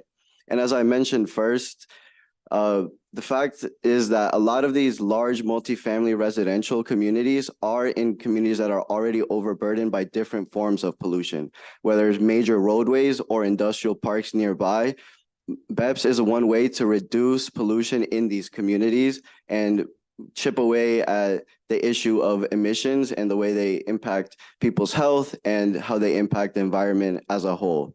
And finally, the Building Energy Transition Task Force has produced some recommendations, and these recommendations do involve tenant empowerment. For example, one of the things that are recommended is in order for some of the communities that are really desperate to improve their housing conditions, they recommend a petition. And this petition is one that you can print off, for example, the page, a web page on DHCD's website, and tenants download it, print it out, and collect signatures from their neighbors, and they could send it back to a state agency, and the state agency would then connect with the property owner to outline the different incentives that are possible and help them transition. And to end our presentation, I want to just share with you two apartment communities that would benefit from these BEP standards. One is Bedford Victoria Station Apartments in Langley Park, which is District 47B, and Oak Ridge Apartments in East Riverdale, District 22. So Bedford Victoria is 587 units that would be covered under BEPS. And this would mean that the individuals living in this community would have access to improved energy efficient appliances and weatherized homes, which would tackle a significant portion of the housing concerns that some of the apartment communities around the state that have been left unattended and with very little maintenance. It would address this. And specifically for the Oak Ridge Apartments, I want to highlight the fact that East Riverdale is a community, a census tract that has an environmental justice score of 87, making it one of the highest in the state, which translates to the fact that there are a lot of people of color. It's an immigrant and African-American community. A lot of low-income individuals live there as well. And in combination to this, it's close to a lot of pollution, major roadways, and an industrial park nearby. BEPS is part of the equation that helps reduce pollution as a total in communities like these two. And with that, I thank chairs, vice chairs, and committee members for taking the time to listen to us. Chris Parts is going next. We have swapped order on the schedule. Yep, there he is. Okay. Good afternoon, Chair Corman, Chair Feldman, committee members, and my Senator Washington. My name is Chris Parts. I'm an architect with AI Maryland, representing nearly 2,000 architects across the state of Maryland. Thank you for the opportunity to speak in this briefing today, and I particularly appreciate the opportunity to join remotely as I'm on crutches and housebound, recovering from surgery for a couple more weeks. I work in a design firm that has several specialty sectors that focus on a variety of design needs, pre-K through 12 education, higher ed, affordable housing, market rate, and senior housing, as well as healthcare design. I tend to work on existing and renovation projects rather than just working within one specialty area. I've straddled across all areas in the realm of retrofit and renovation. I'd like to speak today briefly from a very broad perspective and then focus a little bit more specifically to Maryland. Since 2010, the American Institute of Architects has had what's called a 2030 program, measuring annual performance of the architecture and design community toward a goal of carbon neutral buildings by 2030. When this started in 2010, we had 56 firms participating in annual reporting, and we're now up to 428 firms. When this started, we were tracking just operating carbon, and as it's evolved, we've shifted to add information being tracked to include energy by fuel source, renewable energy, and encouraging all members to really start modeling embodied carbon on projects as well. The data is collected from participating firms each year, and today I'm sharing a few statistics from projects that were with data collected from the year 2022. So from 2010 to 2022, commercial buildings energy use intensity has reduced 43%, 39.8% for residential buildings. But our target for AIA is an 80% reduction in order to try to meet our 2030 goal. Building energy consumer savings in these buildings that have been measured and collected amounts to $530 billion based on energy costs forecast in 2010. So that's less money spent on energy and a reduced load on the grid. The 2022 data collected had 346 buildings that are predicted to be a zero net energy building, and nearly 1,000 projects that actually met that 80% predicted energy use intensity target. But that's only 4% of the 23,276 projects that were reported. So the data tells me that we know how to achieve these targets across all market sectors. We have some clients who have made this a priority. We have solutions to drive the numbers higher, but without higher expectations, the choice to achieve more is not necessarily being made. The data also shows a plateau of the energy use intensity reduction since 2018. We've successfully cut the energy use intensity considerably over the past 12 years, but without additional encouragement, that needle simply has not measurably moved in the last few years. The data also shows that buildings reported, half of the buildings now reported are all electric. Another 21% or 75% or more electric, and the remaining 29% still use fossil fuels. So looking more specifically at Maryland, AIA 2030 data shows that Maryland has a 47% average predicted energy use intensity reduction, which is on par with the national average of 48%. On Tuesday in my office, I reached out across our market sectors to see where our Maryland projects are relative to decisions on energy source for new construction. Virtually all systems in the work that we have being planned and being built today is all electric, chosen as the safest and most efficient systems to work with in virtually eliminating site-based carbon. We have one school project that was just completed that is net zero ready with the addition of planned solar panels. And we have one dormitory project in design that's being planned to be a net zero project. Without the BEPS standards, most owners of new projects are choosing not to use fossil fuels. We have projects that are more efficient than those designed, say, 5 years ago, but without requirements driving them further, most projects being designed and systems being selected will not drive us to the carbon zero goals on their own. Without the BEPS standards, equipment selection for many projects may even continue to opt to go with fossil fuels, kicking the can of zero carbon further down the road. When I look now at where we are now in Maryland, I look back at my middle school self in the early 1970s to learn the metric system, our soon to be adopted system of measure. Fear and reluctance to change thwarted that initiative, and here we remain with a system different from all others, and we continue to struggle holding on to old systems while others operate with a much more sensible measure.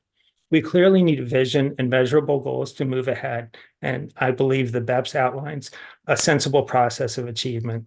Thank you. All right. Good afternoon. Had to cross out morning in my talk. I'm Ben Roush. I'm a mechanical engineer and a fire protection engineer with FSI Engineers. Here to speak a little bit about the technical aspect and to address some things I heard in the original Climate Solutions Now testimony, and I expect to hear in the room again today, or that you're hearing from your constituents that deserve to be addressed. So making a short list of I'll say misleading facts. They need more context to be fully understood. It's an unbearable cost for building owners. Buildings need gas. There aren't electric options. You're going to take my gas stove away. Heat pumps don't work. The electric grid can't handle the building electrification. Maryland is only 0.1% of world energy emissions, so we shouldn't do anything. And energy use intensity shouldn't be required. Going to address those one at a time. An unbearable cost for building owner, as Mr. Pinsky, and we're all probably still getting used to saying that, as Mr. Pinsky said, all mechanical systems need to be replaced every 15 to 20 years. You're going to spend that money as a building owner. The marginal cost, and we've done several energy audits looking at this with BEPS in mind since the original Climate Solutions Now, the marginal cost is between nothing, sometimes it can actually cost slightly less, up to 30%. The most we've seen so far is just over 30% over just replacing the system in kind that was already there with gas. So there is a cost. It is a marginal cost, and perhaps we do want to address that. I know there's a bill out right now for Empower funds for allowing that to also go for electrification, not just energy reduction. There are ways to address that, and yes, building owners should have that. But when you hear numbers like, I heard in Climate Solutions Now of $40,000 something cost per apartment, that's the total cost of equipment. That's not the marginal cost. So you should be asking more about that. Building needs gas. There aren't electric options. I want to be clear. The heat pump market has made remarkable strides in the last few years, even since Climate Solutions Now passed.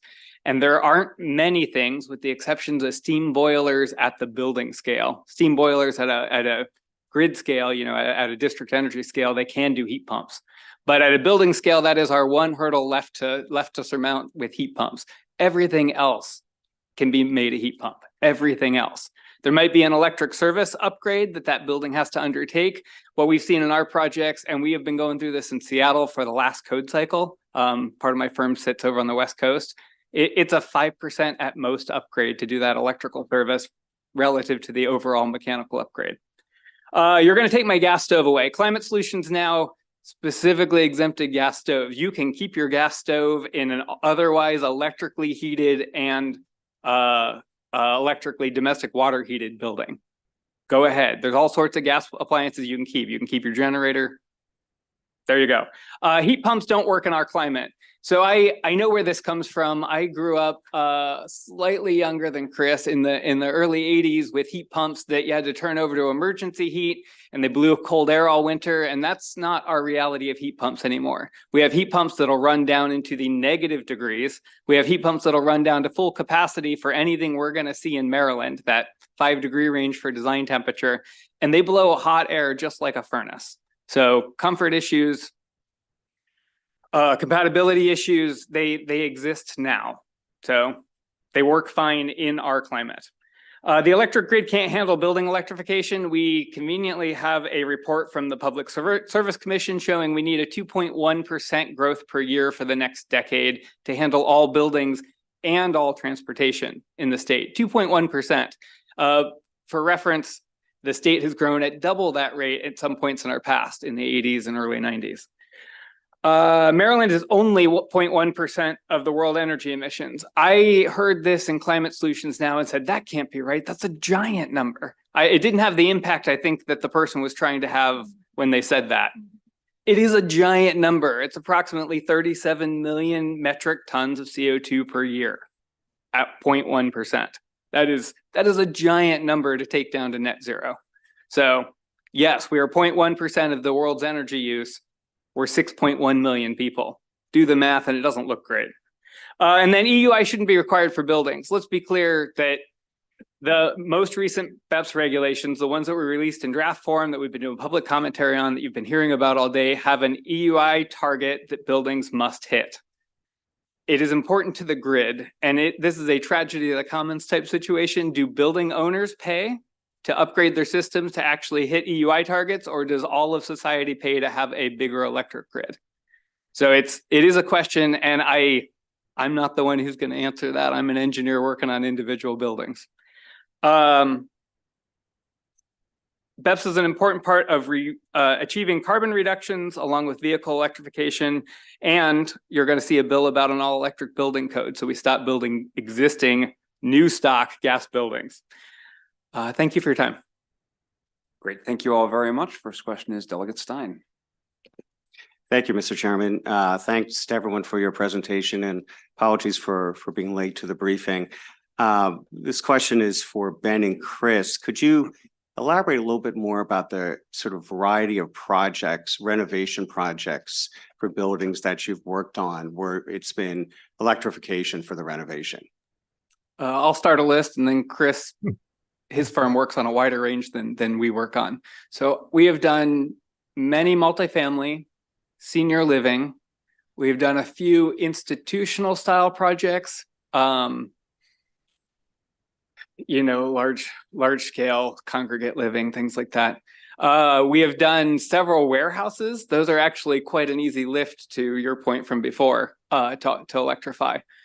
And we've done a couple industrial. We on the West Coast side, because there is an all electric energy code pushing it, we are required to. So even for large scale manufacturing clients, it is now a possibility. And then Chris, you've got others, I know. Sure, and I'll add that we have done public and private pre-K through 12 education. Most private pre-K through 12 is focused on all electric. Public, I think, tends to still look at gas and commercial kitchens, but virtually everything else is still all electric. A lot of higher education projects and healthcare design as well. And Ben has commissioned many of our housing projects. Again, the range from 18-story high-rise projects down to 2-story walk-ups. Yeah, specific to residential, we've commissioned probably 50 in the last decade in Maryland, and I can think of 2 of them that had natural gas heating. that weren't primarily heat pump based systems. And I can think of maybe 5 that had central plant style domestic water heating that was gas. Most of them have distributed water heaters. It's actually really rare to build a primarily gas building in that segment anymore. Mr. Chair, if I could just follow up with a quick question.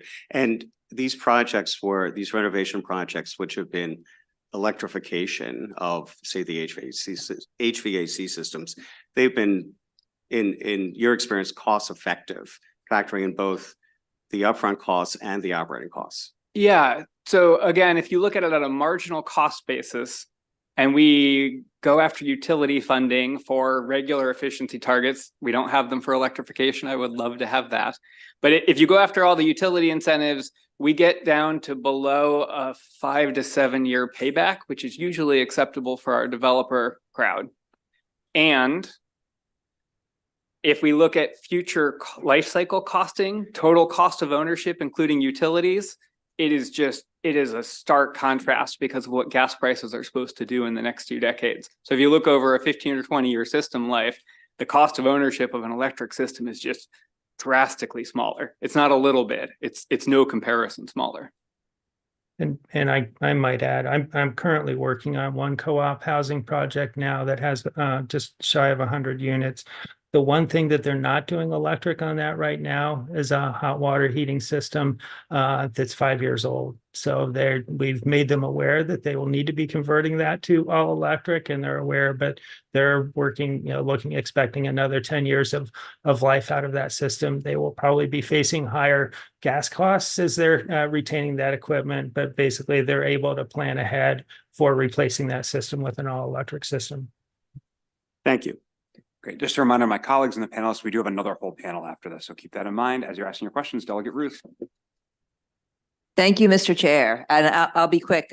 Ben, the list that you gave of the facts was very helpful. I don't see any meeting materials from you, and I was trying to take notes, but I couldn't get it down quickly. Can you send us that information? I can. I will need to know where to send it, but yes, I can share my notes that is mostly matching. I paraphrase some of that because other people have covered it. Great. Thank you so much. Yep. And I was also instructed to remind you all that the Senate has bill hearings this afternoon also. Delegate Healy. Very much, Mr. Chairman. I have just a question about heat pumps and retrofitting older buildings where you have heat systems that are very old, that are radiators. They don't have forced air. They can't use a heat pump unless you replace remove all the radiators and put in a whole new system with ducts and everything else. And people who have been living, senior citizens, people who have been living in these buildings for a long time, they're not historic buildings, they're just old. Yep. Is there a program to deal with the marginal, you're talking about marginal cost, but if you have a system that you could just easily swap one thing out for another, but this is like major renovations. Have you dealt with any of that? Is there a plan to help that cadre of buildings? Yeah, so we're doing 3 audits on DC buildings for their BEP system right now that fit exactly what you're talking about. Very old, pre-war, not historic registry. There's no benefit to that, or historic skin only. We don't actually get to count the mechanical systems. And you have pinpointed the biggest challenge. So there are heat pumps that we can put in that will replicate a boiler-like system, but those systems are so old that the rest of the system is often falling apart as well. It's not worth saving. So they're looking at an immense cost to replace that system, no matter what they replaced it with, even if they replace it in kind. So most of those buildings are now going to a heat pump based technology that moves refrigerant through the building.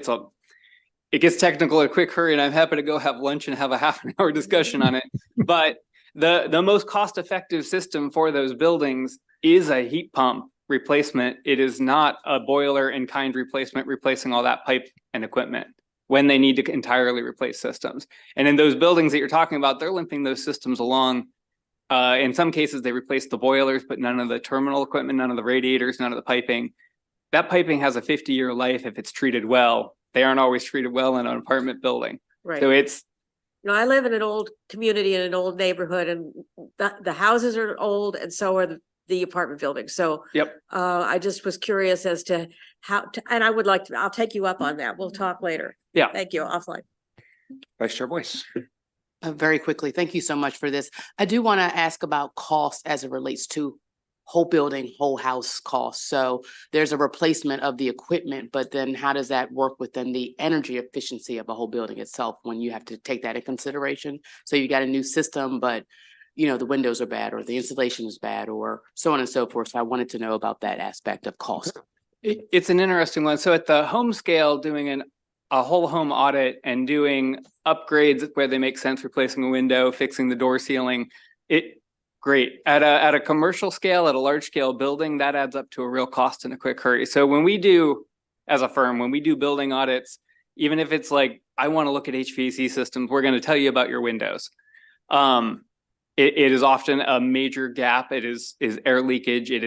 And when you get the replacement cost and you look at the payback on actual energy savings for some of those, they do not make a lot of sense.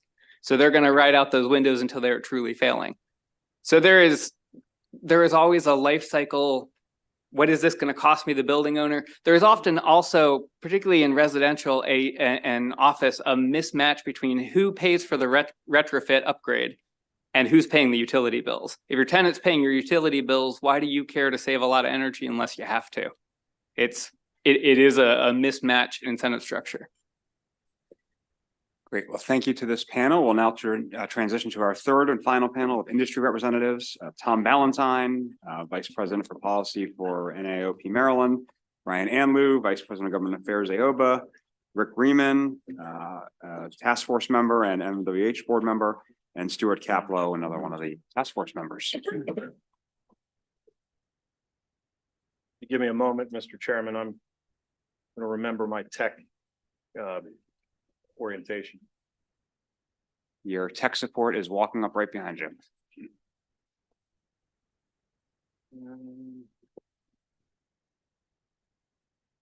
Go to.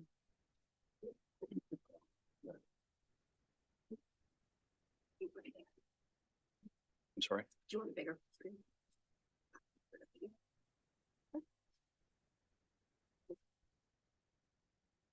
There we go, just like at home. Well, thank you, Chair Corman, Chair Feldman, Vice Chairs Boyce and Kagan, committee members. My name's Tom Ballantyne. I'm here representing NIOP Maryland. We're a commercial real estate trade association, and really appreciate the opportunity to speak on these important topics today. If there is one message that you take away from my part of the presentation is on behalf of our members to urge your continued engagement to ensure that the decarbonization pathway provides technically feasible, cost-effective opportunities for building owners and for occupants. First, I'll just reset on the greenhouse gas context.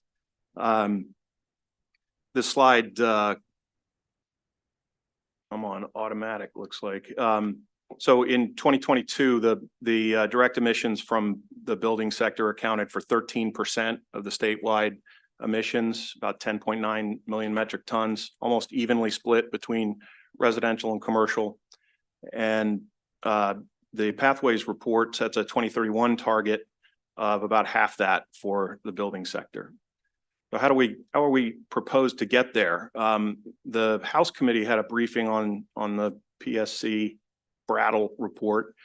The internals of that, the inputs to the modeling, really give us a good kind of clear view into what it will take to achieve those emissions reductions within the building sector.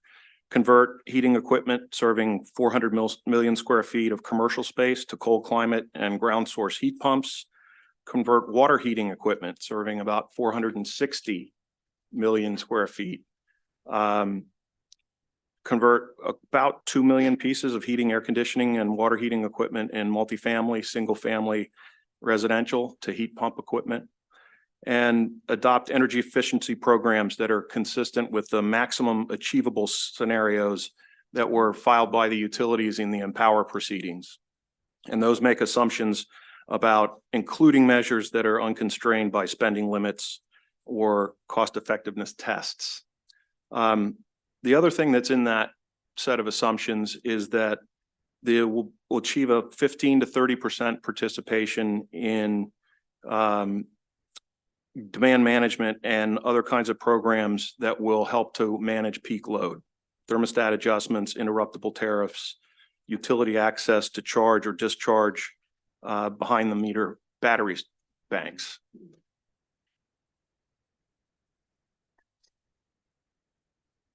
This slide gives a little bit of a look at the change in the share of commercial space served by electric and fossil fueled space heating, water heating equipment in 2022 and 2030. The electric equipment's in blue, fossil in gray. You see there's a fairly high percentage of conversion from one category to another, but I also like you to take a look at the dark blue bars in the electric equipment sections, because they're converting what is today resistance electric equipment that is less efficient into very high efficient heat pump products, and in very high amounts.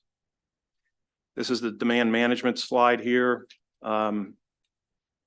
The Brattle Group found existing demand management programs to be fairly low in subscription, but that they needed to ramp up very quickly in order to hit the 2031 targets. So the purpose of the study was not to assess BEPS, but it does give us a pretty clear look at what needs to happen within the building industry. It was also very clearly stated in the report that it doesn't address the cost effectiveness of building electrification, doesn't address the technical feasibility of or the availability of some electrification technologies, distribution system upgrades, decommissioning parts of the gas system, environmental justice issues. Our question there is really, how reasonable is it to expect that we can hit those targets with the tools that we have available to us today? This slide begins to look at the kind of the conceptual, the trajectory model. This is the compliance pathway for buildings under BEPS. The 2025 time period is measuring and reporting baseline energy use. By 26 or 27, buildings will have a baseline from which to measure their compliance requirements. And this is on autopilot here. The first deadline is 2030, where direct. Thank you. And I'll use the arrow. Yeah, thanks. I was on the last one. I was on this one. 2030 is the first deadline. Direct greenhouse gas emissions need to be reduced 20% below the average for the category of building. And they also have to hit a 33% progress towards reaching their terminal energy use target. There's another checkpoint in 2035. The Climate Solutions Now Act had checkpoints in 2030 and 2040. But because the trajectory model was adopted as part of the regulation, there's now an interim step where buildings have to hit 60% below their emissions in the category and 67% of the progress towards the final energy use target cap. And then in 2040, these buildings need to be 100% greenhouse gas net zero and have to hit the final energy use target. Couple things that concern us about this is that it assumes that emissions and energy use reductions will happen on a set schedule in even amounts, when in reality the way that buildings undergo major renovations is when equipment reaches the end of its useful life, at sale, at refinance, and it will happen in bunches, not in set even and a straight trajectory. There aren't any provisions in the regulation at this point to address those kinds of situations and allow alternative schedule and alternative compliance approaches. This slide starts to look at the gap between the average emissions for certain building types and the 2030 and 2035 targets. We have data in Montgomery County for many building types.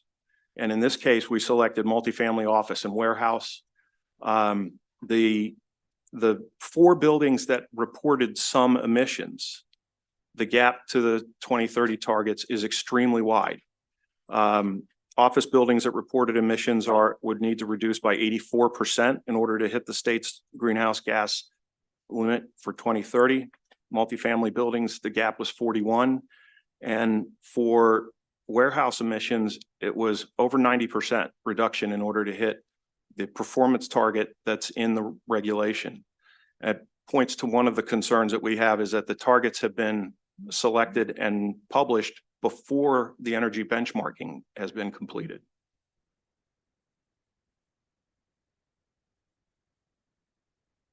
The technical report shows that the vast majority of emission reductions occur at the utility power generating facilities off-site. The purple line in this graph is the reduction in utility scale emissions.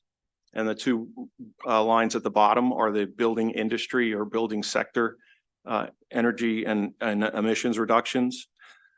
That displaces that responsibility. The BEPS originally was conceived as an emission standard for buildings, and that the utility scale emissions and the way that the division of responsibility has been handled in the past, those emissions are either a partnership between building owners and utilities, or they're the direct emissions of utility generating facilities are dealt with by the utilities at the utility scale using other means such as Empower.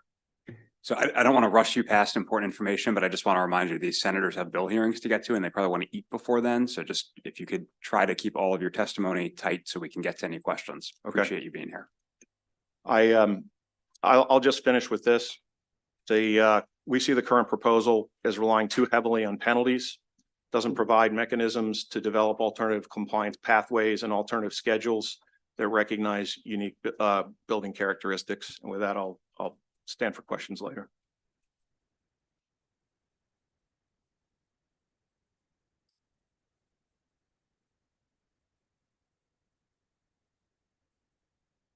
I'll switch.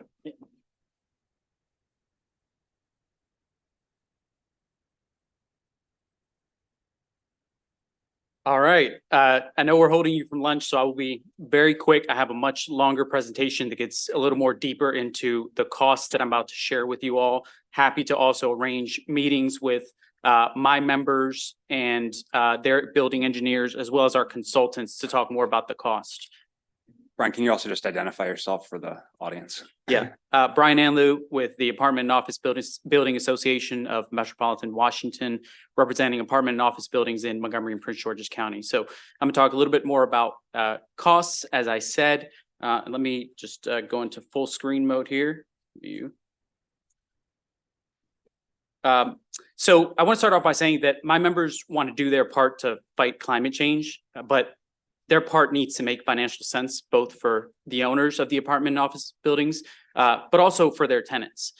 So with that, it's not just condos that are going to have a hard time meeting these standards, it's also multifamily building owners. There's this perception that multifamily building owners are making money hand over fist off the back of tenants. I'm here to tell you that's not the case. On average, they're only making about a 5% return. That's less than half the average return of the stock market based on corporate mortgage-backed security data. And a lot of those margins are used to fund additional housing, but they're also being squeezed by legislative mandates like BEPS, like things like sprinklers and those sorts of mandates.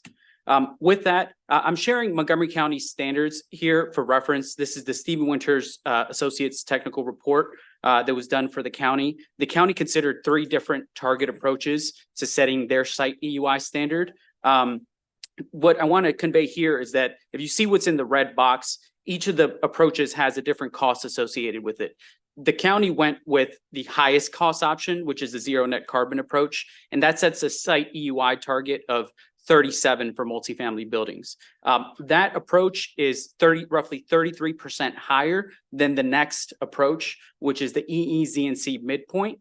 But that only gets you about a 5 percentage point reduction in greenhouse gas emissions. So again, 5 percentage points only gets you, costs you 33% more.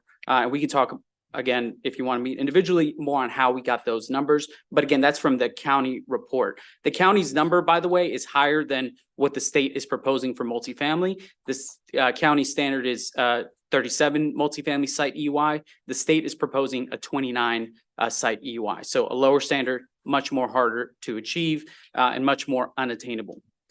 With that, we also hired Stephen Winters, again, the same consulting and engineering firm that the county hired to do a BEPS analysis for us as well. And this is what they came back with for the cost of state BEPS compliance. It's $60 per square foot.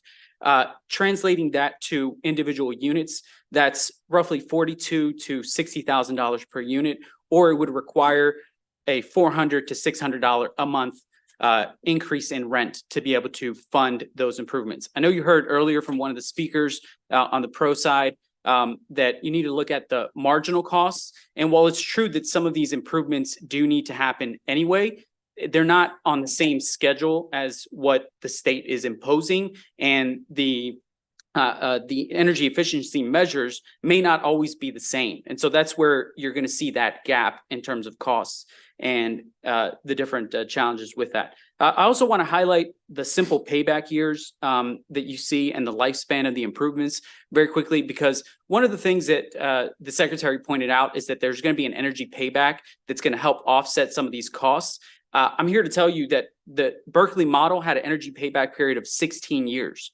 That exceeds the useful life of domestic hot water upgrades, HVAC upgrades, which have 15-year useful lifespans respectively. The only improvements that doesn't exceed the useful life of is things like doors and windows, air barrier continuity, and cooking fuel conversion. So yes, there will be some energy savings, but it may not always offset the useful life of the equipment, and you'll have to make those improvements again down the road.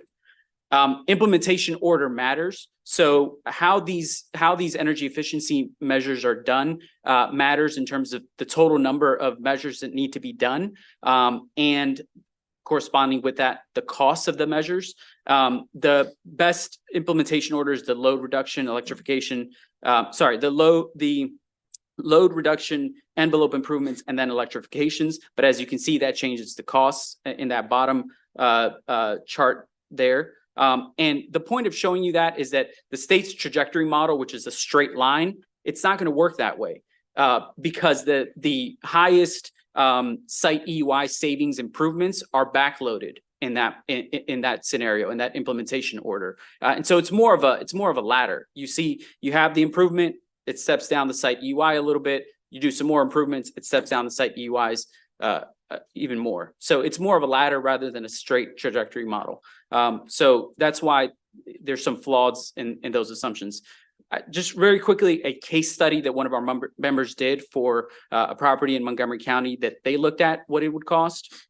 The number you see here on the chart in the left, the $21,000 per unit, that does not include the things in the red box. It does not include the Pepco heavy up costs. It does not include triggered code upgrades. It does not include financing, and it doesn't include having to move tenants out and potentially losing income from moving those tenants out. So just the $21,000 gets you a 14% rent increase or an additional $218 per month. If you include the things in the red box, you're getting closer to $45,000 a unit. And that's going to be an even higher increase. In lots of parts of our state and county, those increases aren't going to be, the market can't bear those level of increases. So they're effectively unrecoverable. Not to mention that Montgomery County now has rent control that limits how much you can increase rents anyway. So with that, I know some of the other members of our panel will, and Mr. Ballantyne have touched on some of the recommendations. I'll defer to them to touch on the rest. But again, as I said, if you all are interested more in the case studies and costs that AYOBA has done through our consultants and our members, I'd love to meet with you all and have a much more in-depth presentation on that. Thanks again.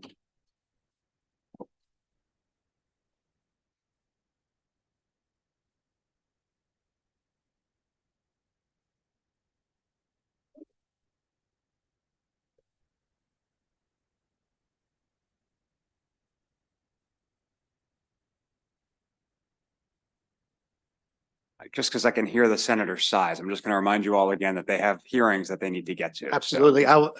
Brian covered a lot of my things too, so I will go quickly. So my name is Rick Bremen. I'm the Vice President of Atlantic Realty Group, a local family-owned multifamily-based company in Hunt Valley. We service about 2,000 apartments, over 14 apartment communities, primarily in Baltimore City.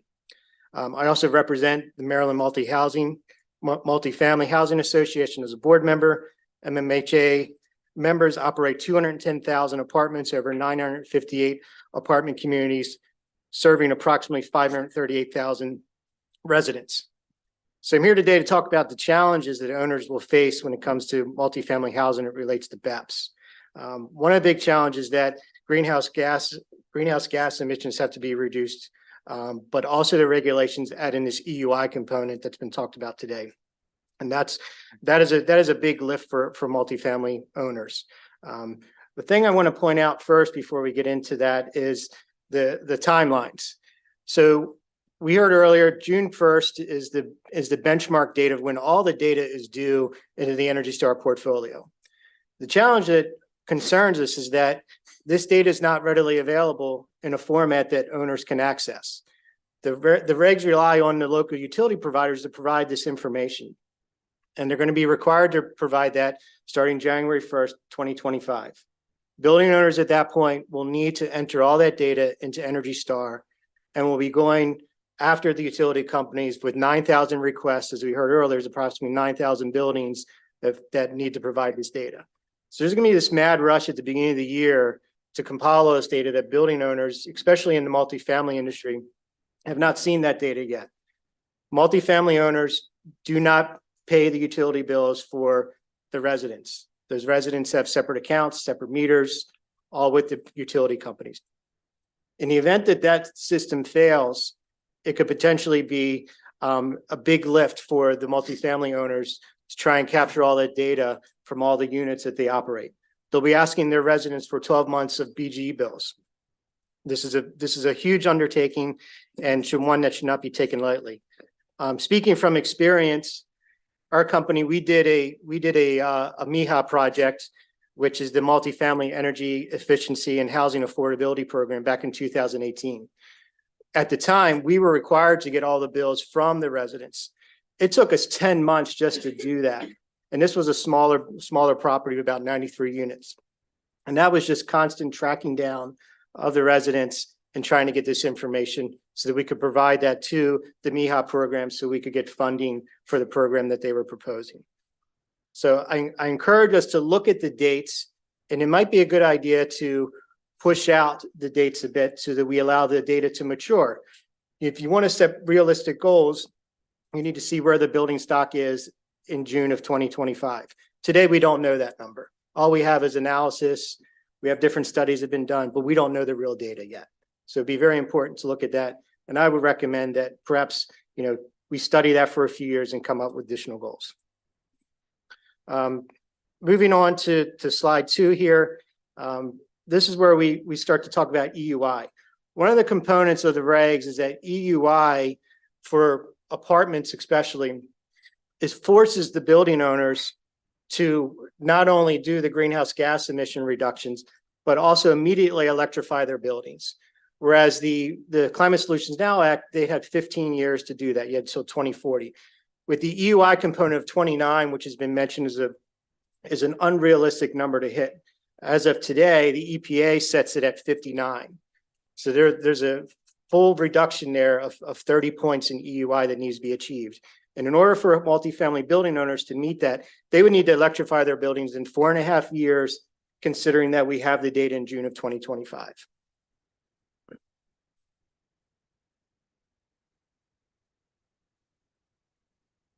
Brian talked about cost. I'm not going to spend a whole lot of time on cost because we've already covered that, but it is quite expensive to do this undertaking.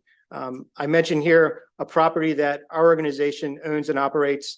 The average rents there are about $1,700 a month. If we were to do an electrification at that property, it would be over $28 million to do that project.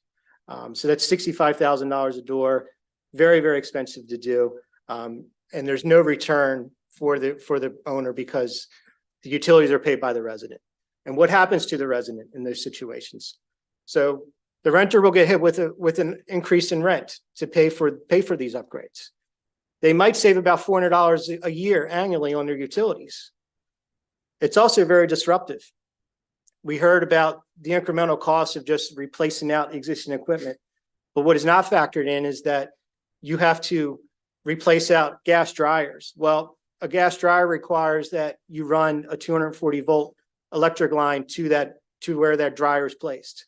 If you have to replace the stove, you're doing the same thing. You're replacing the panel, electrical panel. The other thing that we're finding on our internal analysis is that we may have to take out the kitchen cabinets, the countertops, the backsplashes in order to access piping that's in these apartments. A resident cannot live in an apartment during this time. That's going to cause vacancy loss. More importantly, that resident's going to be displaced for a period of time. They might not want to move. Why should they have to move to another apartment in order to save $400 a month? It's just not fair to them in order to meet that EUI standard. A year, I'm sorry, 400 a year. Yes, yes, thank you for correcting that. Okay, guys, let's let him do his presentation. Yeah. So the other side is on the ownership side. Owners will have to get loans. In certain situations, the owner may be over levered.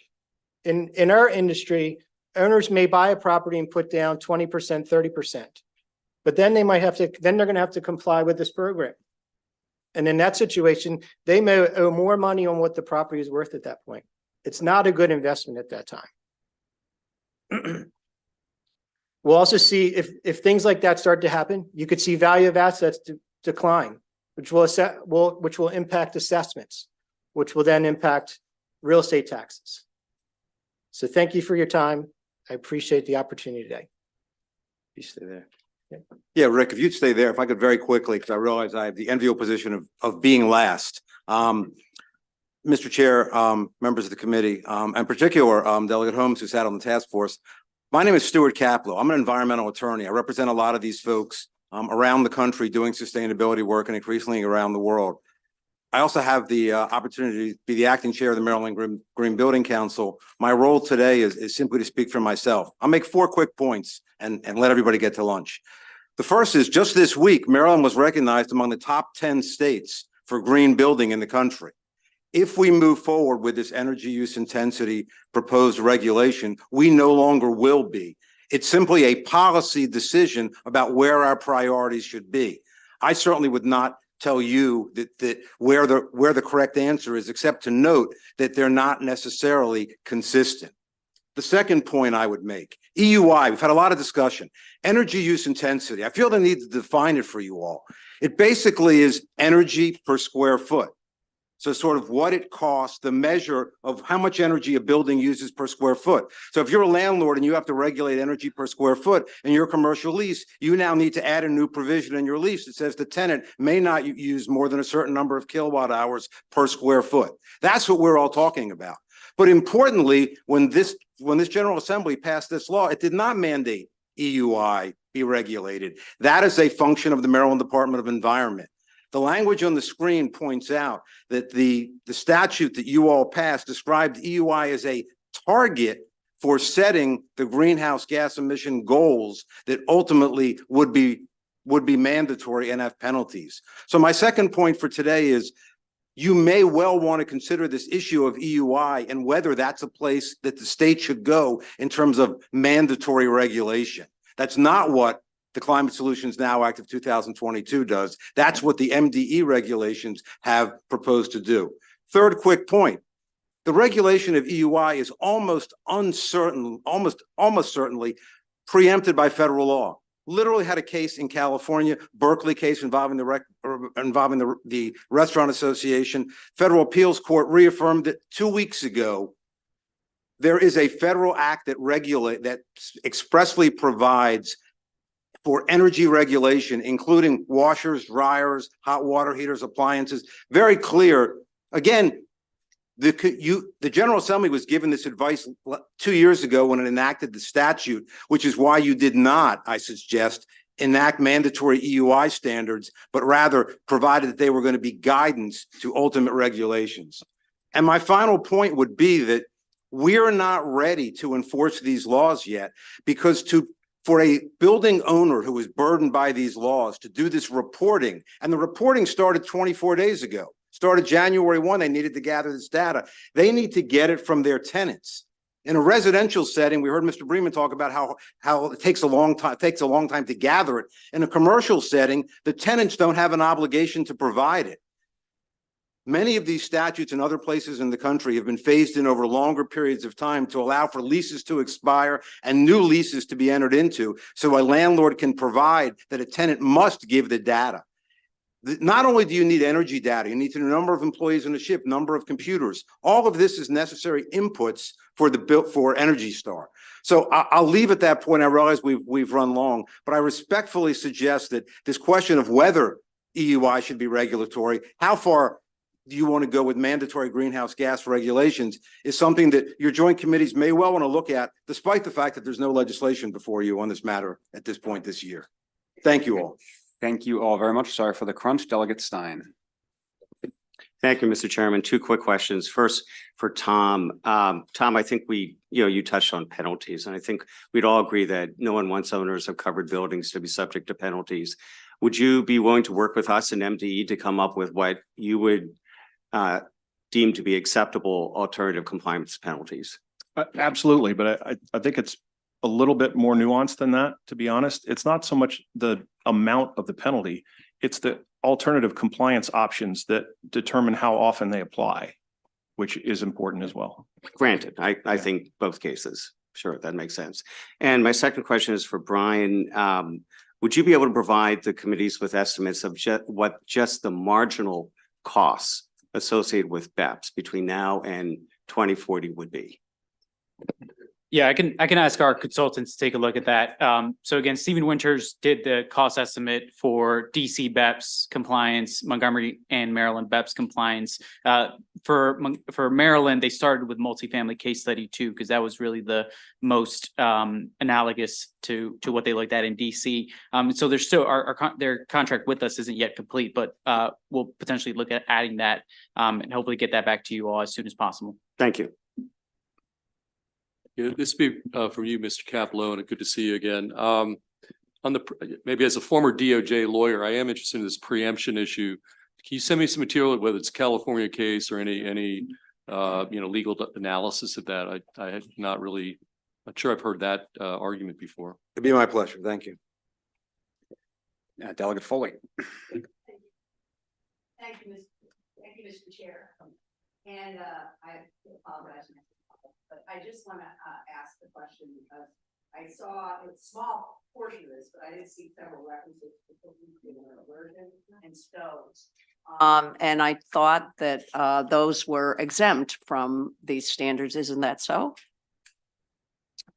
So again, in terms of what the consultants recommended, it's going to be on an individual basis and how you hit the site EUI targets. So while it may be exempt, that may be one of the measures that when you're getting an engineer's scope of work, they actually recommend for you to be able to hit the target. And there may be other ways that you may not even be able to hit the target without doing that conversion, particularly because the state proposed regs don't allow for things like on-site solar and renewable energy credits. I guess I want to play lawyer for one moment and just clarify that there's not an express exemption or protection for your stoves or anybody's stoves. What there was, remember this, the Climate Solutions Act 2022 did a lot of things. One of the other things it did was require the Department of Labor to propose an all-electric building code. They have not provided the all-electric building code. So the answer to that question is unknown at this time, but the quick answer is as you just heard, there's no way to hit the EUI number that is proposed by having gas in a multifamily building. Just not possible. So there's not going to be gas in multifamily residential buildings. Mr. Chairman, I know you're in a hurry, but I think Delegate, you're referring to the exemption for commercial kitchens. So the emissions, there is a provision that emissions from commercial kitchens and buildings are not counted towards the overall emissions of the building itself. That doesn't apply to other types of stoves. Okay, well, thank you. I then misunderstood what was said in the earlier briefings.